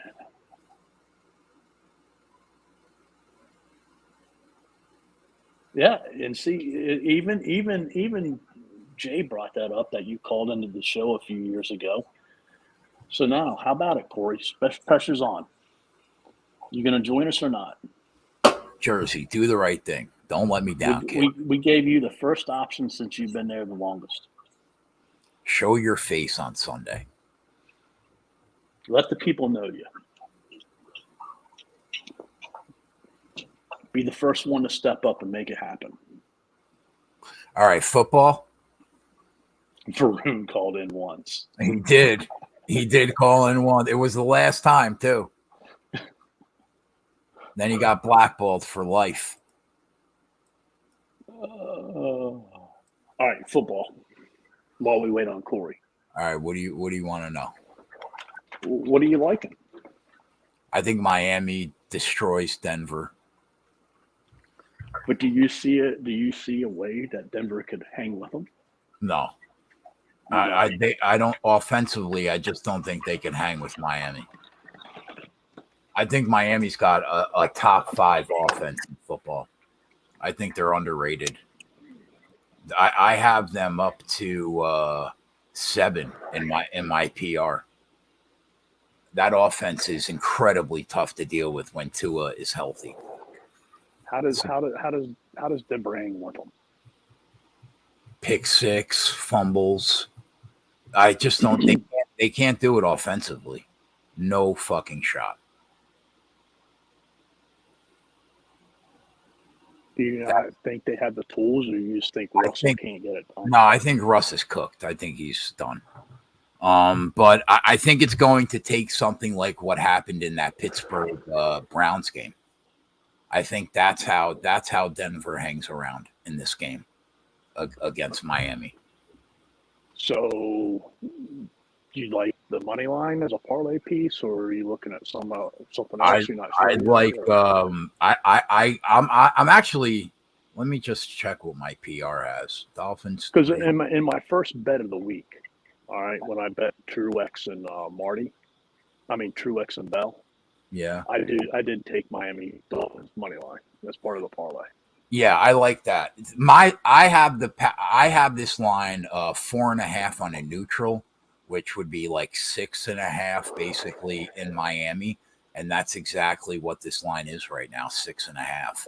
So I like either like -2.5 or their team total over, but I would probably go to Caesars and bet the alt team total over, or bet 365, something like 23.5.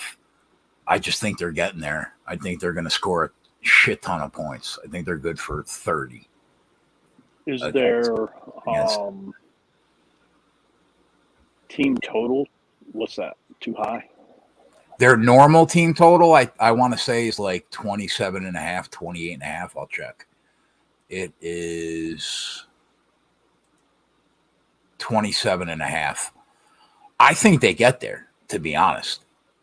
But I would probably bring it down a couple points if I'm going to throw it in a parlay. But yeah, Miami's a team that I'm going to be targeting this weekend for sure. So what's their money line? 280? Their money line is 290 at DK. All right. So I would probably take their money line over an alt point line. 23.5 at 365 is minus 270. For 20 cents, I would just rather take the money line. Yeah, I guess that's fair. What is the minus 2.5 line? 1 minute. Like 200, 230. It's gonna. No, I don't think they're favored by 6.5. Yeah. Ooh, 260. So again, I would just take the money line. Yeah. So that's Miami. I think not necessarily. I think the other bet that you could throw in there, and I know I never said I would ever put a player prop in there. Which is ludicrous because it's one of the biggest edges that you have in sports. But Tyreek Hill over yards. Yeah. That's an automatic. I'll be on that again this week.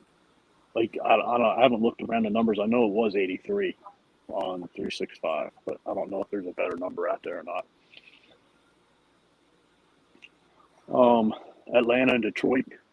I know you're high on this game. Yeah, I like the over, and I like the Falcons team total over 17 on the alt line. But with Montgomery not playing and Amon still questionable, do you have concerns? Not really. I still think that they're going to get over. The total's still taking money regardless of these injuries. Open 45, it's up 1.5 now. But I think that if I was going to if I'm looking for, I'm on the over. That's already on the website. But I think the Atlanta Falcons team total over 17 is not a bad parlay piece. I think the number's 21.5 normally. I know Detroit's rushing defense has been pretty solid so far this year. It's just 2 games. Again, I'm not sure. Again, they played Seattle. I'm not sure. Seattle and Kansas City. But do you worry about Robinson and Allgeier controlling the ball and taking Goff off the field? I mean, not really. Maybe. I don't know. I mean, they score 50 plus at this stadium every game last year and this year. So I think that I think it's 12 straight games that they scored 51 points or more in Detroit. I think that they're just going to find a way to get over. But I think that the Atlanta Falcons team total over is a good look because I think that they're going to get up and over that number regardless of what Detroit does because Detroit's defense is average at best. Okay. Last question for you. Yeah. I don't do a lot of teasers, but is this a shot to tease Atlanta to 9.5? No, you can't. You got to, if you're going to tease, you have to tease through 3 and 7. So the numbers you're looking for is either 8.5 to tease 7.5 to 8.5 down, or 1.5 to 2.5 up, because it's statistically it's not worth betting unless you get through 3 and 7 over the course of the long haul. Now, some people don't really adhere to that. Some people don't care. They'll just tease it. But that's technically not the way that you're supposed to tease. You really should be going through 3 and 7. And I stick to that always. Buffalo, Washington, any interest? Anyway. Yes, so I have this line at 6.5 on a neutral, which would be like 4.5, 5 in Washington. So I think that the side is Washington. I think that there's a little value on them at plus 6.5. I wouldn't lay it, that's for sure, because my PR has been pretty good.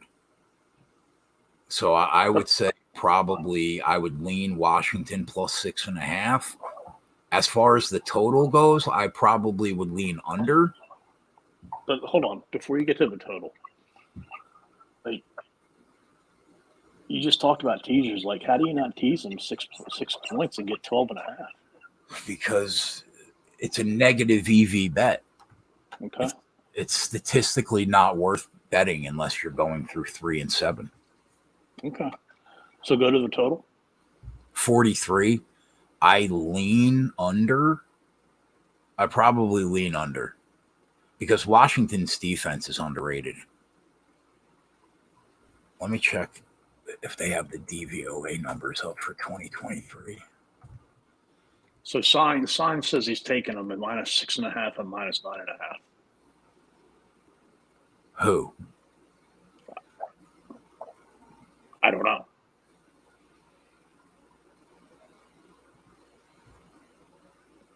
But I kind of like the bet I like is under. Yeah, I lean under. Well, he must not be talking about, because he says I want Washington plus 7. Washington could win the game. Defense could stop Josh Allen. I think it's a low scoring game. Oh, Lions minus 6.5 and minus 9.5. Oh, okay. Yeah, they could win. They can cover that for sure. So do you like the 6.5 or do you like the under better? I think I like them both equally. Okay. Do you see a chance of Washington winning this game outright? Yeah, I think they could win this game. Josh Allen does not look very good. I mean, I guess they had a get right game last weekend against a dreadful defense, but Buffalo does not look the same to start this year as they have the last two. So that defensive front for Washington is pretty good. Yeah, very good. And Sam Howell's playing really well for a young kid. I think they could win the game. Yeah, I do. That's why I think you can only look at taking the 6.5 there. Okay. Any interest in the Texans and Jags? Minus 8 and 44. Yeah, I don't mind teasing the Jags down to 2. I think that's a good teaser leg. CJ Stroud did look better last week than he did in week 1, but I just don't know how they're going to stop that offense. I think the defense is going to struggle. Going back to Washington and Buffalo, do you have any interest in Josh Allen, 1 interception? Don't know what the number is. What's that number? Don't know. What's their number signed?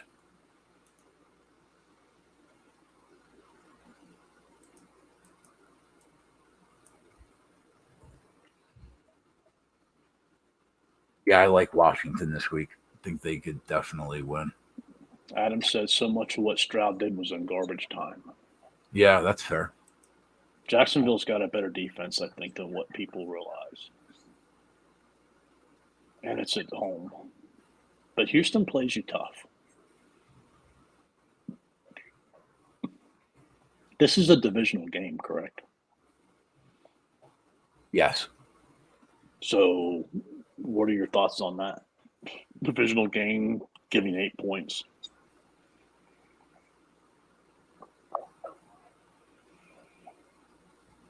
Um,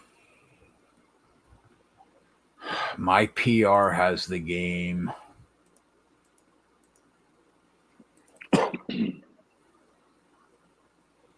Jags won on a neutral. Texans minus so 8. Where's the game?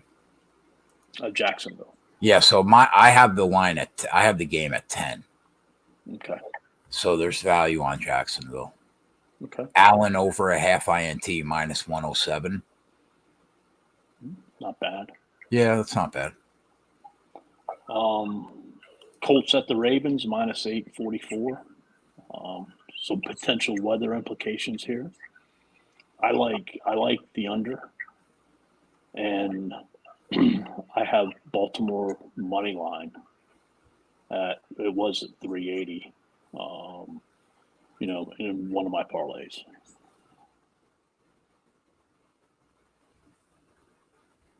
What happened to Football Outsiders? Are they gone?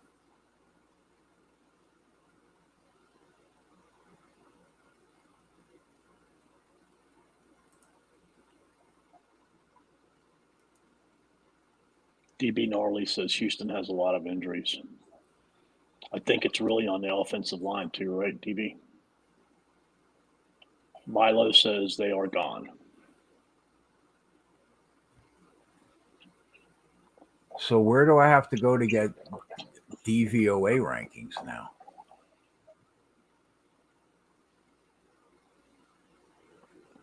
Adam says the worst of the weather should be gone by kickoff in Baltimore and Indy. I still like the under.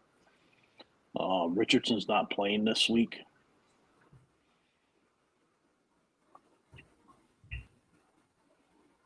Baltimore has some injuries too on their own, but I think they have a good key cog still there.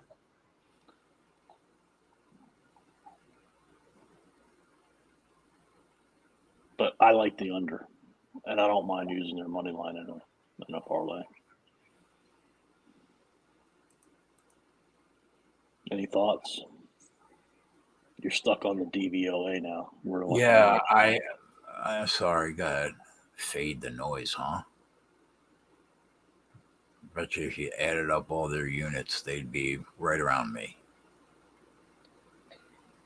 What? Sorry, say that one more time, Coop. Sorry. The whole DVOA threw me for a fucking loop. Baltimore and Indy. Baltimore and Indy. I think right now it's an upgrade. The fact from Gardner Minshew to Anthony Richardson, just because of how young the kid is. So I think the offense probably plays better on Sunday than they would have if not for Richardson.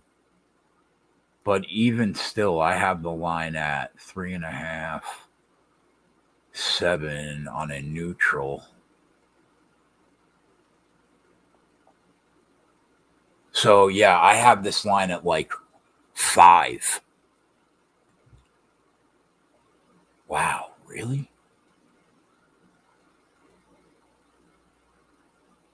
Yeah. No. 9. I'm sorry. No. 9. Baltimore's home. Yeah, so I think there's about a point of value on the Colts. No, I have on the Ravens. Really? No. Well, I guess I don't mind the under. But yeah, I think that the line should be the Ravens minus 9, and they're an 8-point favorite. So I guess technically there's a little bit of value on Baltimore. But am I running? Adam says they're missing 7 starters. Oh, Baltimore is, yeah. Chargers at Vikings, basically a pick'em game, 54 total. Yeah, give me Minnesota. I think Minnesota's the side, especially with Eckler not playing. I think Minnesota gets their first win.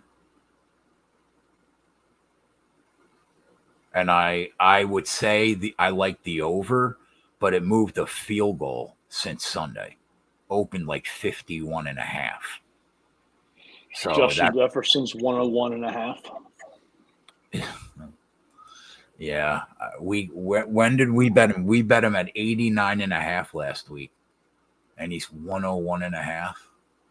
I mean, can you blame it though? I don't even blame the book for putting that number up. He's a freak. I saw this was a big game for Minnesota because if they go 0-3, they might be in tank mode. I just think that the Chargers defense has looked pathetic, and I think that Kirk Cousins is going to be able to move the ball.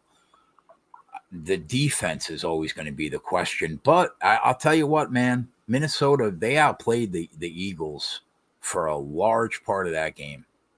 They just kept shooting themselves in the foot. If they play, if they play like that again and just limit mistakes, I think they beat the Chargers, especially without Eckler. All right. Patriots at Jets, under 36. Patriots favored by 2.5. I think there will be some weather in this game. I moved the total up to 42.5 and put it in one of my parlays. I like that. I just don't see these two teams moving the ball. Neither one of them can get the ball downfield. If Wilson, is going to get the ball downfield, it's like he did last week, hitting on a slant and then the receiver running, the majority of the way. Does anybody remember what this total opened at? This Jets 36.5. It's the second lowest opening total for a lot of years. I forget how many years. It was like 15 or 20. I lean the Patriots -2.5. Although my PR basically has this game at like 3. I think 1.5 actually, but I still 1.5. But I still lean the Patriots. I just think right now I know that the Jets defense will be the best unit that's on the field. But man, I think that New England offense is probably better right now than the Jets offense. Is this a game? I know I said there might be some weather involved, but we need to watch that. If the weather does pan out and it's not there, really speaking on the win side, is over 3.5 field goals at even money a good bet? I mean, if the weather isn't going to screw up the field goals, then yeah. I mean, I don't think that they're going to be able to get into the end zone very often, either of these teams. Yeah, I mean, so, I think I could see them each getting, a couple field goals. Yeah, and I lean under. I mean, what would this have to be to go over? Like 21-17 final? That's like 38. Yeah. I just don't see how. I think each team needs a defensive or offensive special teams, touchdown. 36 is a really low total in the NFL, but I still lean under though, and I lean the Pats. Even though my PR says no, I still lean the Pats. But have either one of these teams scored 20 points in a game this year? I don't think so.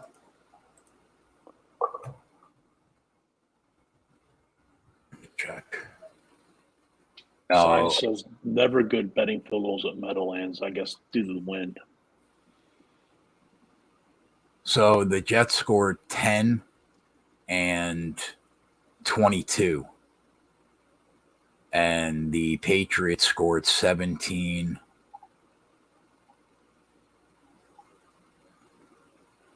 But that 22 wasn't due to the offense.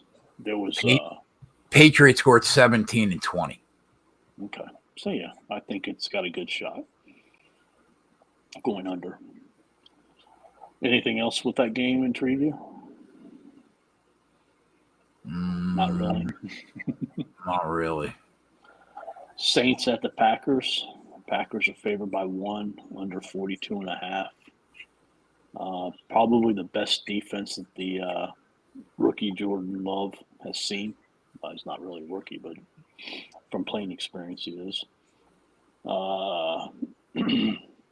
It's at home. Could be a tough. That Saints defense has been pretty good. Yeah, this is a tough game. This is a tough one. They're typically better at home than what they are on the road. And I think the Saints offense is a little bit better than what they've shown. I have these two teams separated by a half point right now. I have the Saints 9th, 1 point better than the team on a neutral, and I have the Packers 13th right now, a half point better. So, like, right, I think it's a really tough game to come down on a side. Could you see that game going into overtime? Yeah, sure, could. I mean, the game's lined at 1, so if they play to expectations, it could be real close to going to overtime. Yeah. Like, I think there's a couple games this week that could go to overtime. Atlanta and Detroit. Did you see that special that everybody hit last week at FanDuel? Yeah. Sign. Iowa told me the number today is 90 or something. What was it last week? Do you remember? I don't know. I mean, doesn't it seem so easy? You would think. Yeah. But it only hit one other time. Right. Exactly. Right. But I could see Atlanta and Detroit going to overtime. I could see Buffalo and Washington in overtime. The Jets and the Patriots, the Saints and the Packers. We could have some overtime games this week. I think I probably lean under in that game. Yeah. But I wouldn't touch the side. I'd probably just stay away. Adam said 200 to 1. 200 to 1. Yeah. Tennessee Titans at the Browns. Browns favored by 3.5. Totals 39.5. Another tough game. I think Derrick Henry, is he hurt? No interest betting that game at all. I mean, this is I think, like, what's Deshaun Watson's interception number? Because from what I've read this week, Tennessee is stout against stopping the run. Over a half is plus 114. That might not be a bad bet because he's going to have to throw the ball because of that run defense. Well, plus they don't have Chubb, so. Right. They got Kareem Hunt and Jerome Ford. Although Jerome Ford looked pretty freaking good. Although the Tennessee Titans run defense has been pretty damn good. Going back to last year, too. They've kind of picked up where they left off.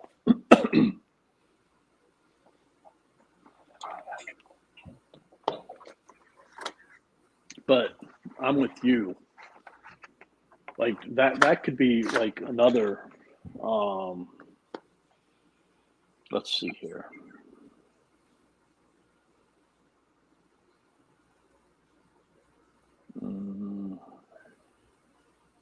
Over 3.5 field goals is plus 145. Yeah, I could see field goals. That could hit. In that game.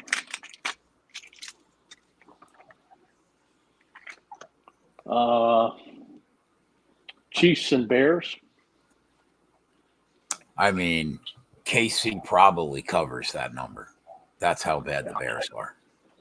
Yeah, and the two parlays I have, I took Chiefs -6.5 and Chiefs first half full game. I have the game 12 in KC, and it's 12.5.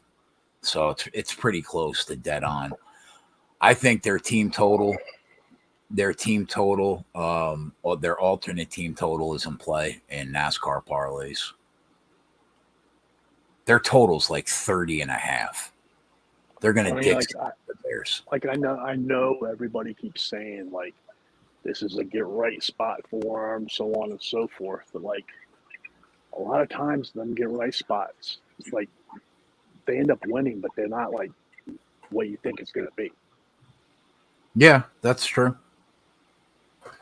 The Bears have just looked so bad, though. Well, I mean, you know, have you heard about the Bears organization this week? No, why? Oh man, they no longer have a defensive coordinator. Supposedly, his house was raided by the FBI. Shut up. No, no. That's a real thing. Yeah, they're saying child pornography. Shut up, bro. For real? That's what they're saying, man. But he is no longer with the team. I would think not. Well, his statement was for health reasons. Yeah, the children's health. So, you know, and then I guess Justin Fields came out on the same day and was talking about, you know, how he feels like he's being contained and not being able to play how he likes to play, and that the coaches are killing him. Oh, I saw that. That I saw.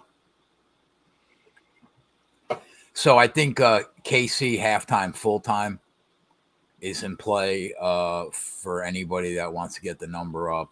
I think Kelsey over his yards is in play. I think Kansas City scores first and wins the game is in play. Like I can see Kansas City not scoring as many points because they want to establish the run.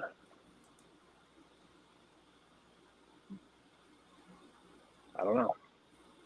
Signed. What do you have for KC scores first in the game?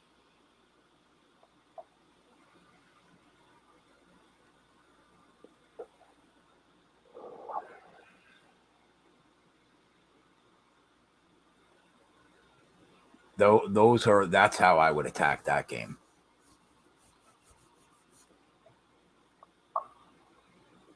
And if you could find like a first half team total at 13.5, I wouldn't mind that either. But I assume it's probably 14.5 across the board.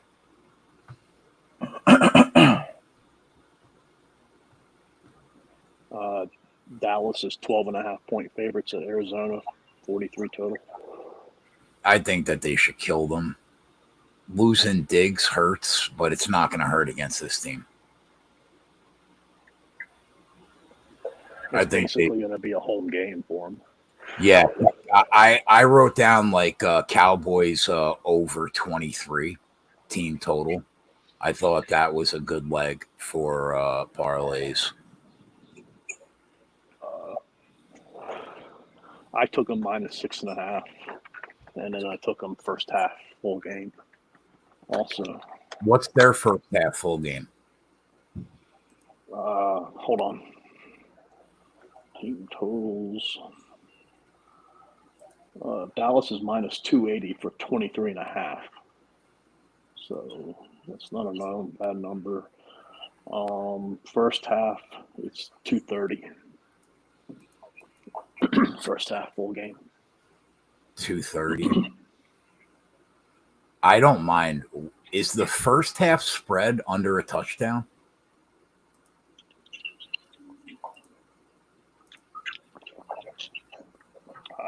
Let's see here.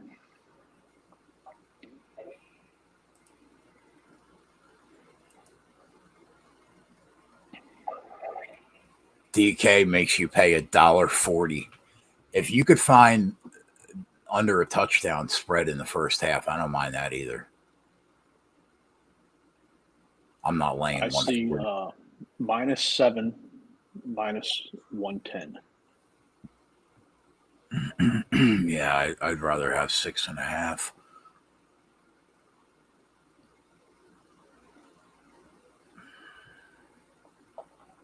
Their first half money line is -310.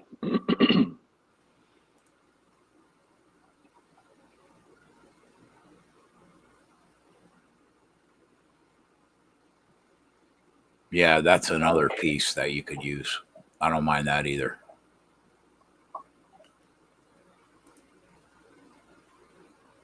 Chiefs score first and win -180. I like that. That's the total of the game. Never mind.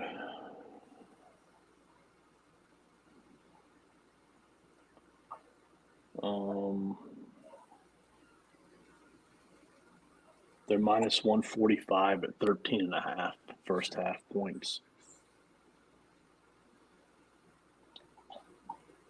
-190 for 12.5.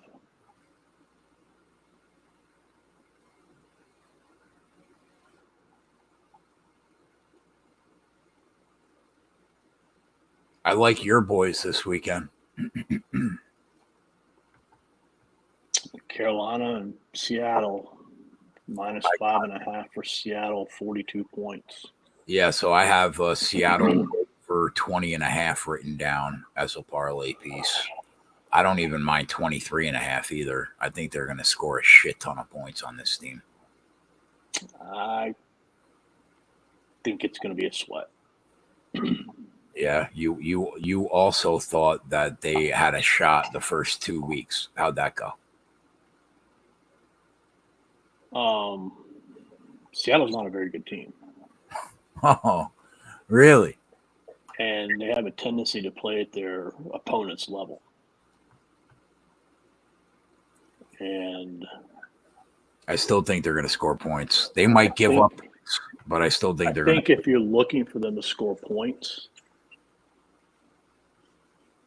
Carolina needs to jump out front. Because if Seattle gets out front, I could see Pete Carroll really wanting to establish the run at home. Like if you look. But what makes you think Carolina could stop the run? Well, Carolina beat them last year in Seattle. Okay. All right. And if you look at Seattle last year at home, the majority of the games they scored around 20 to 23 points. Or less than 20.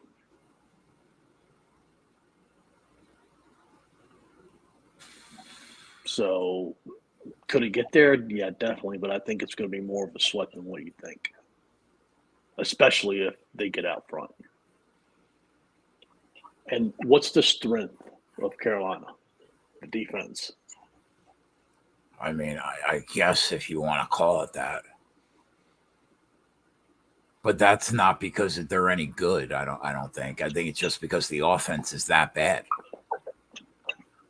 Well, yeah. But I just think it's going to be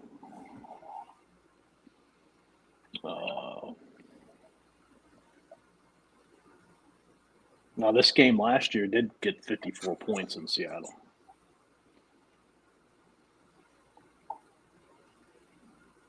Yeah, I feel comfortable that they're going to go into the 20s.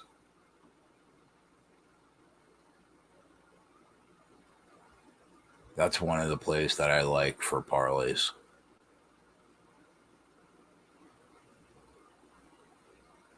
Steelers, I think they could win outright against the Raiders.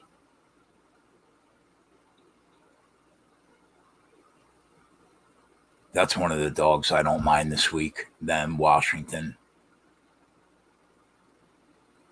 I don't mind Tampa either, bro. I know people think I'm out of my fucking mind, but I think 6 is fair.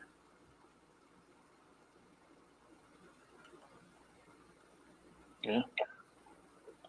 So if you look at Seattle last year at home, Denver, they scored 17 points. Atlanta, they scored 23. Arizona, they scored 19. The Giants, they scored 27. Tampa Bay, they scored 16. The Raiders was an overtime game. They scored 34. Carolina, they scored 24. San Francisco, they scored 13. The Jets, 23. And the Rams, 19. Yeah, so that makes me feel like going over 20.5 is pretty safe. Yeah, I don't think I would touch the 23.5.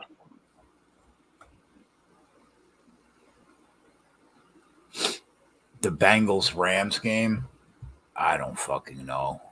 Is Joe Burrow, is he playing? Still undetermined.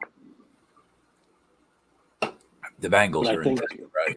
They're in trouble. I think there was something out there the day earlier where Jamar Chase made some comments and it didn't sound positive. They're not making the playoffs this year. I bet their season win total under 9.5 last week.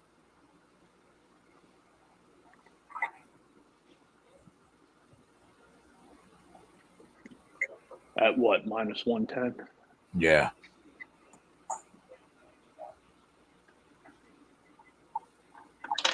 Steelers are up to 3 now signed. Yeah, I like that.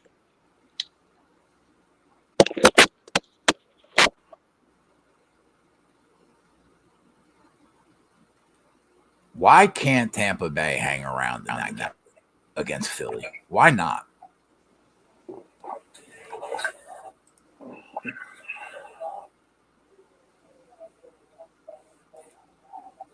I have that game 4.5, 7, 5 on a neutral. What's it at right now?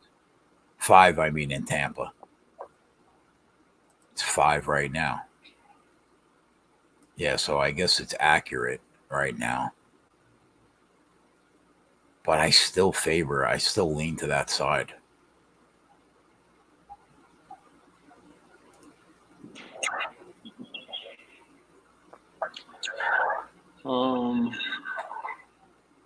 Any college football thoughts? Florida State, I kind of like them. Yeah, I like the I'll tell you what, man. I like them, but like one of the biggest mushes in the world is on them, which kind of makes me not want to bet them. But I'm with you. The one game I looked at where I was like, that number seems wrong was that Clemson game. But I can't be on the same side as fucking Rico Bosco. Not on your fucking life. Never once in my life. So It's one game. Yeah. No. Utah possibly getting their quarterback back. I bet Utah. Yeah, I bet them. But that's the only college football bet that I made. You're betting a lot these days, man. What do you mean? I made one college bet? One? Yeah, but I keep like you said you bet the team total, under wins, like all these bets, man. Oh, well, the NFL, that's my purview. You know what I mean? That's what I do. But college football? No. But I did bet Utah. Got Colorado tomorrow against Oregon. If I was going to make a bet in that game, it would be the Oregon team total over. But I'm not. I'm going to stay away. Some good college football games tomorrow. Ohio State and Notre Dame. Yeah. Not going to get any of my money, though. I'm going to have too much money floating around between the UFC, the NFL, NASCAR. But I bet one game, Utah. That's it. I think it was like 6. I think line's 5 where I saw it, but I mean it could be 6. I got to check the number I got.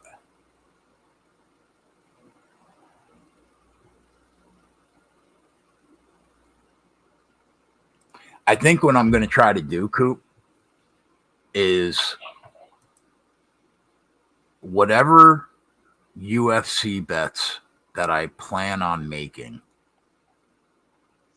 I'm going to try to knock some of the NASCAR outrights out of the way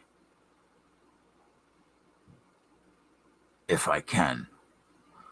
So I don't have to double sweat the race and the NFL simultaneously.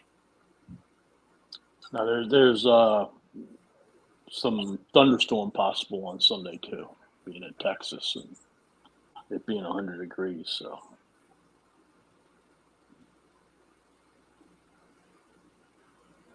there are some UFC looks that I don't mind though.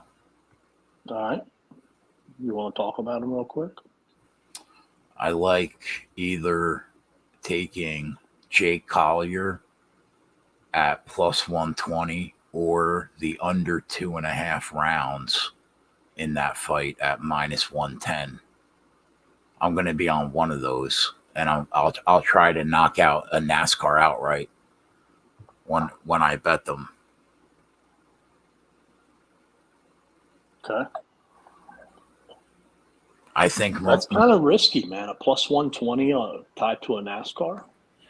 Yeah, I know, but fucking Muhammad Usman is so bad, Coop. He's so bad. He's so bad. I'm going to try to fade him. Maybe I'll do it with the under 2.5. But, man, I think he could lose for sure. Oh, Hamilton, man, that'll be fun. You should go to game day, man. My daughter had the opportunity to go to game day twice when she was in school, so it was awesome. I am going to be on Bryce Mitchell. I bet him at minus 150, and I'll probably time something in that. Something. Now, you think he wins by decision? More than likely, yeah. Probably, yeah. Like 60-40, 70-30, 80-20? Probably like 80-20. If he wins, it'll be by decision. And you like sub over KO if you were choosing between the two? Yes. Marina Rodriguez, I'll be on her. I bet a little bit of her, minus 3.5 at minus 130 earlier in the week. But I'll probably tie her to something in NASCAR because she fought Michelle Watterson and she beat the brakes off her in a 5-round fight. I don't see what's going to change this time around. So I'll be on Marina, probably tied to NASCAR.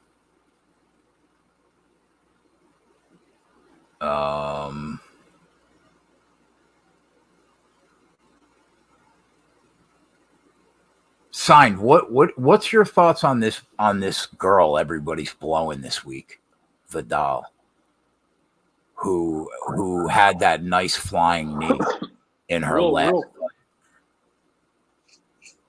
Real quick, why is Utah or UCLA taking money?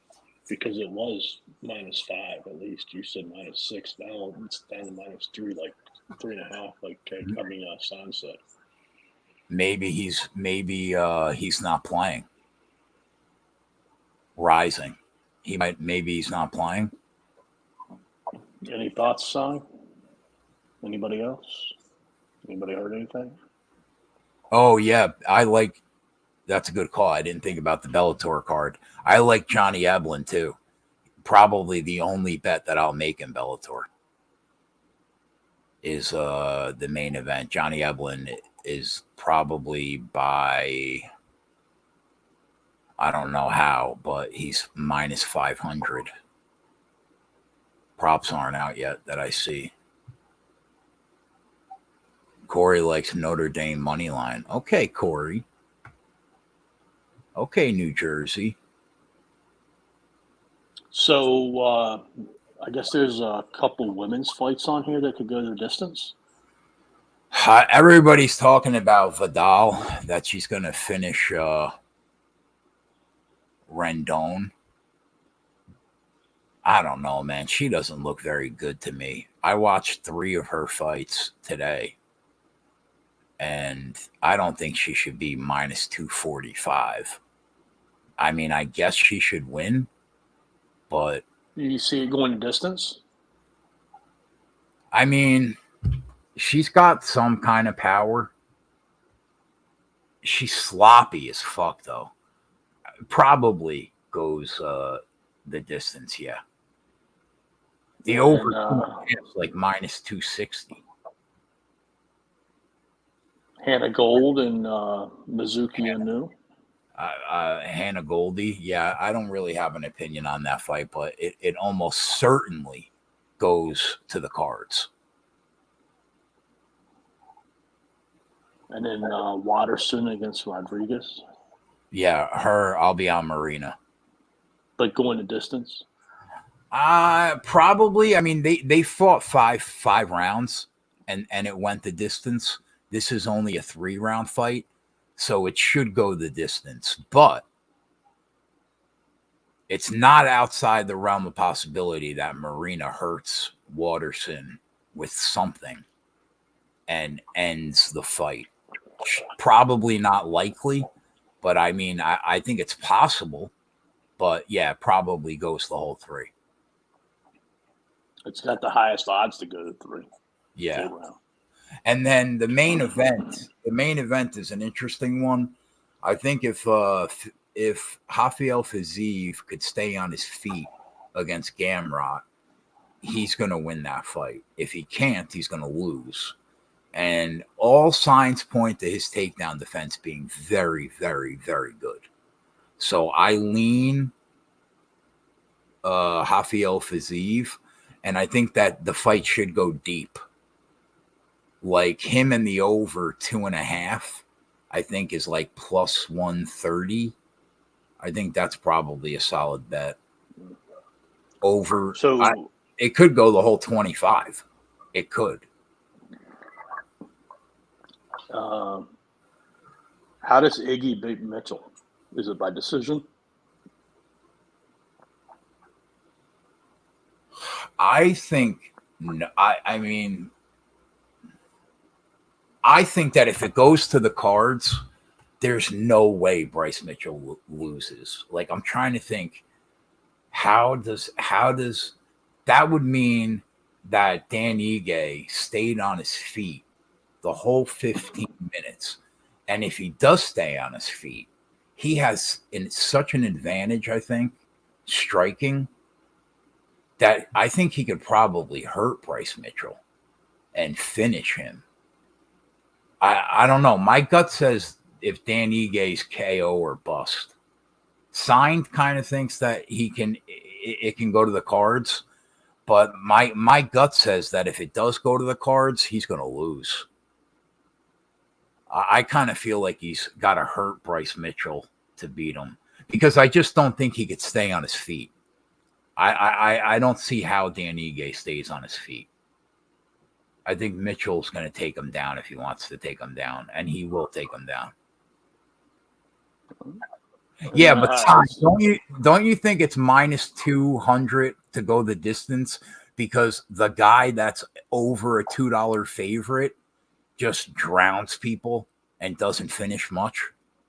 Like that, to me, that's why that it's not because of the Dan Ige side. And then I saw there's a new judge that's going to be, judging and scoring these. Yeah, Chris Lieben.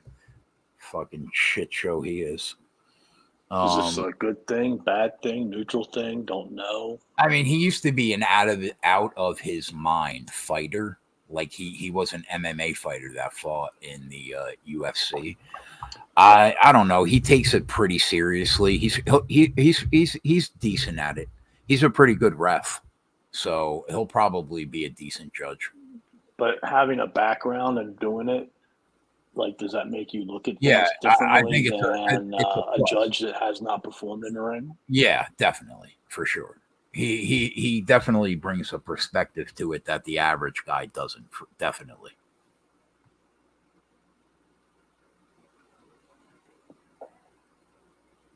Other than that, like I think that Tim Means is live as a dog. He took a ton of money though. I think he was over a $2 dog against Fialo. I think Tim Means could win, but the number's gone. Our guy Clint, I was talking to him today, and he told me Daniel Argueta is his guy this week. He said he wins in a romp. It's minus 135. Minus 185. Oh, this is, I'm looking at go to distance. I'm sorry. Yeah. So he's very high on him this week against Miles Johns. He's been on fire, so you got to take him serious. No real opinion on the Brian Battle fight. No real opinion on the Jourdain fight.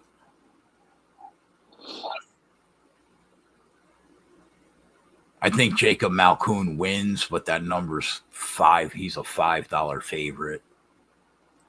It's tough to get on him there.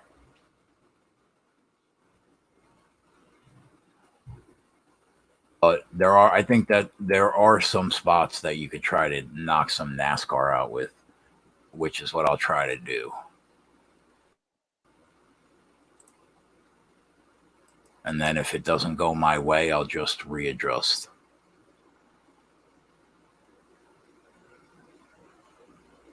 Okay. Yeah. I know that signed. Yeah, he just finally got he's able to do it in Vegas.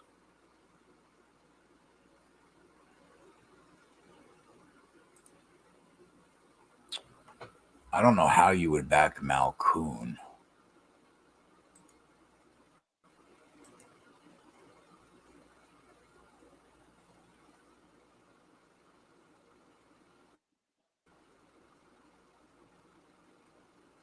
He's not good enough to be a $5 favorite. That number's fucking crazy.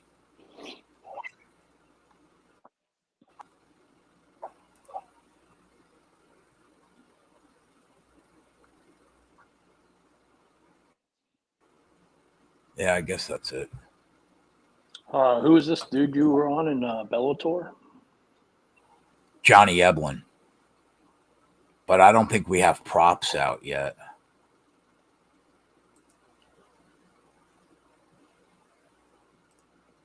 Yeah, minus 500.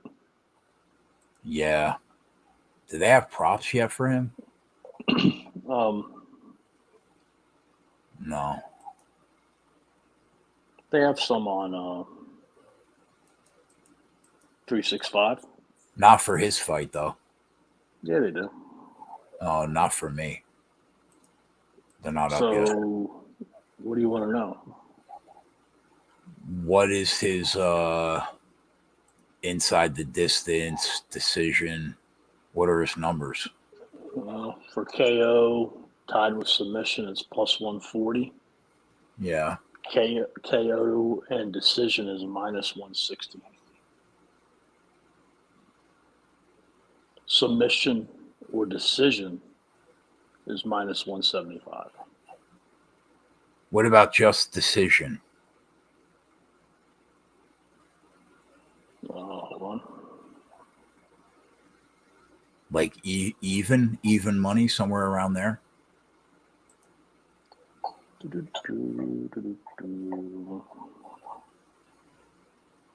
Johnny Eblin to win by decision is plus 110. That's pretty good.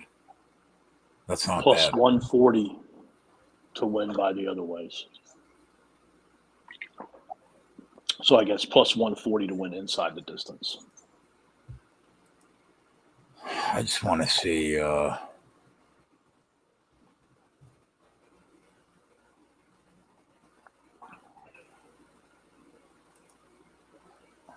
Johnny Eblin. Fight to go to distance is minus 140. 4 of his last 5 fights have gone to the cards. He's won them all. What about Fabian Edwards?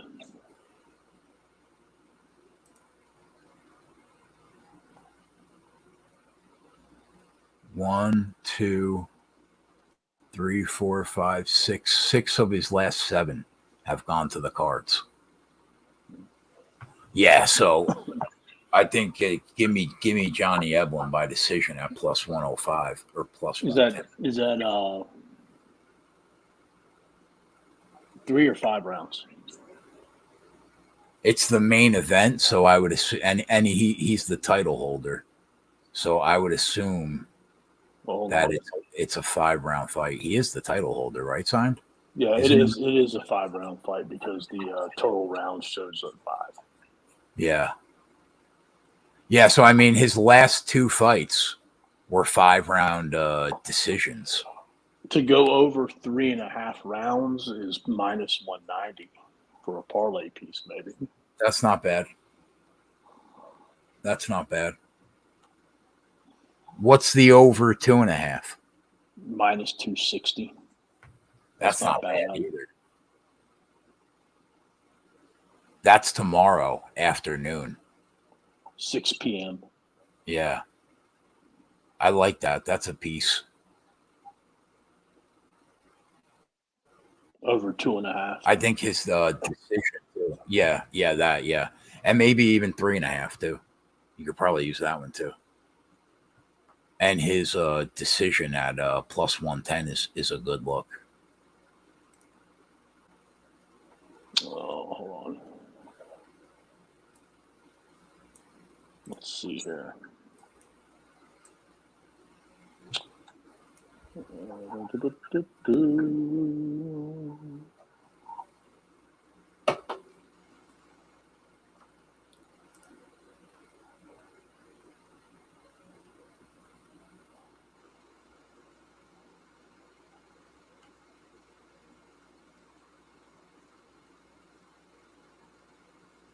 I want to see Eblin in the UFC. That would be cool. Kid's a stud.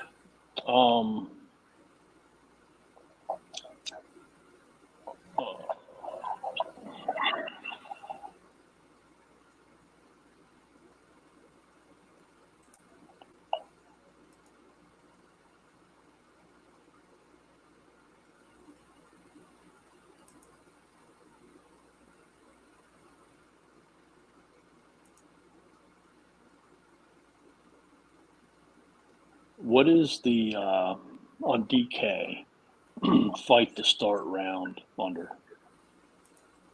For who? Just it's round props. Round props. Okay. Yeah. Thank you.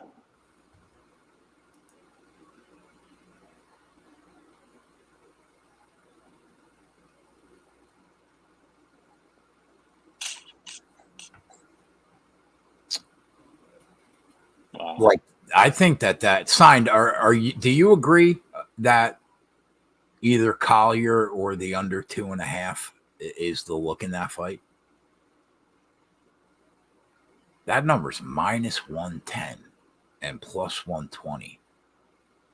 That will literally double any NASCAR outright that you want to bet, and then some.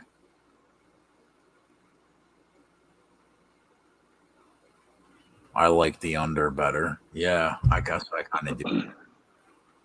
For him, it's minus 360 to start round 2, minus 150 to start round 3. Who? Collier.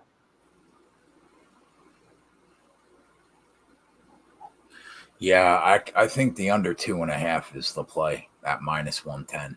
What is the fight not to go the distance? What is it, like minus 130?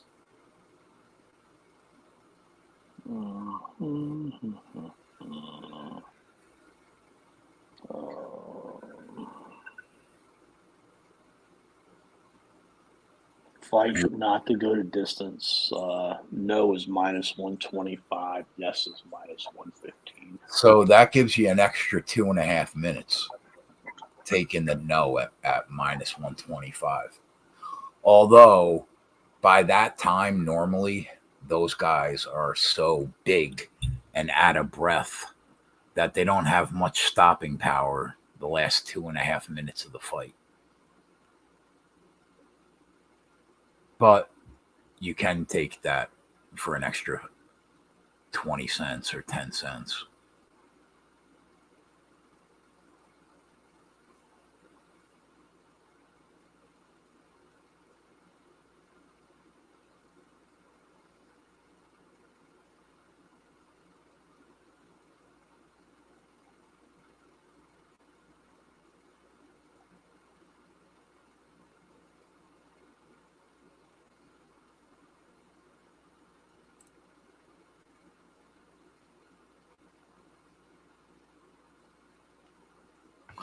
I think that there are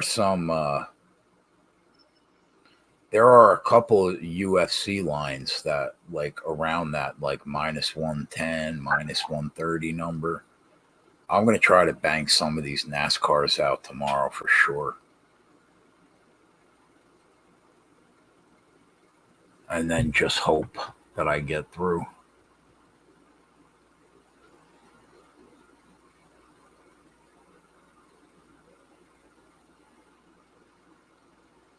Hope's not a strategy, my man. Hope.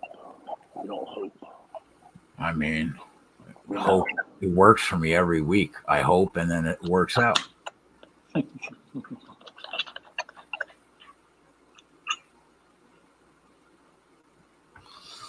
All right. I guess we'll call it a night. Everything that I'm going to be on will be on the website before practice at 12:30 tomorrow. We'll be live at 3 o'clock, boys. And then we'll be live all night long. And then Sunday we'll come back. We'll be at 1 o'clock for football and the race. And away we go. And we just keep grinding.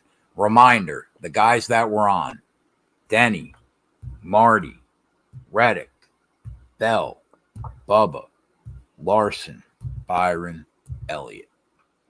Those are the guys that we're going to be backing in groups, top tens, outrights, matchups. Just go back and rewatch the video if you guys have any questions. Other than that, we're out. For Coop, I'm Keg. We'll see you guys tomorrow at 3. Later.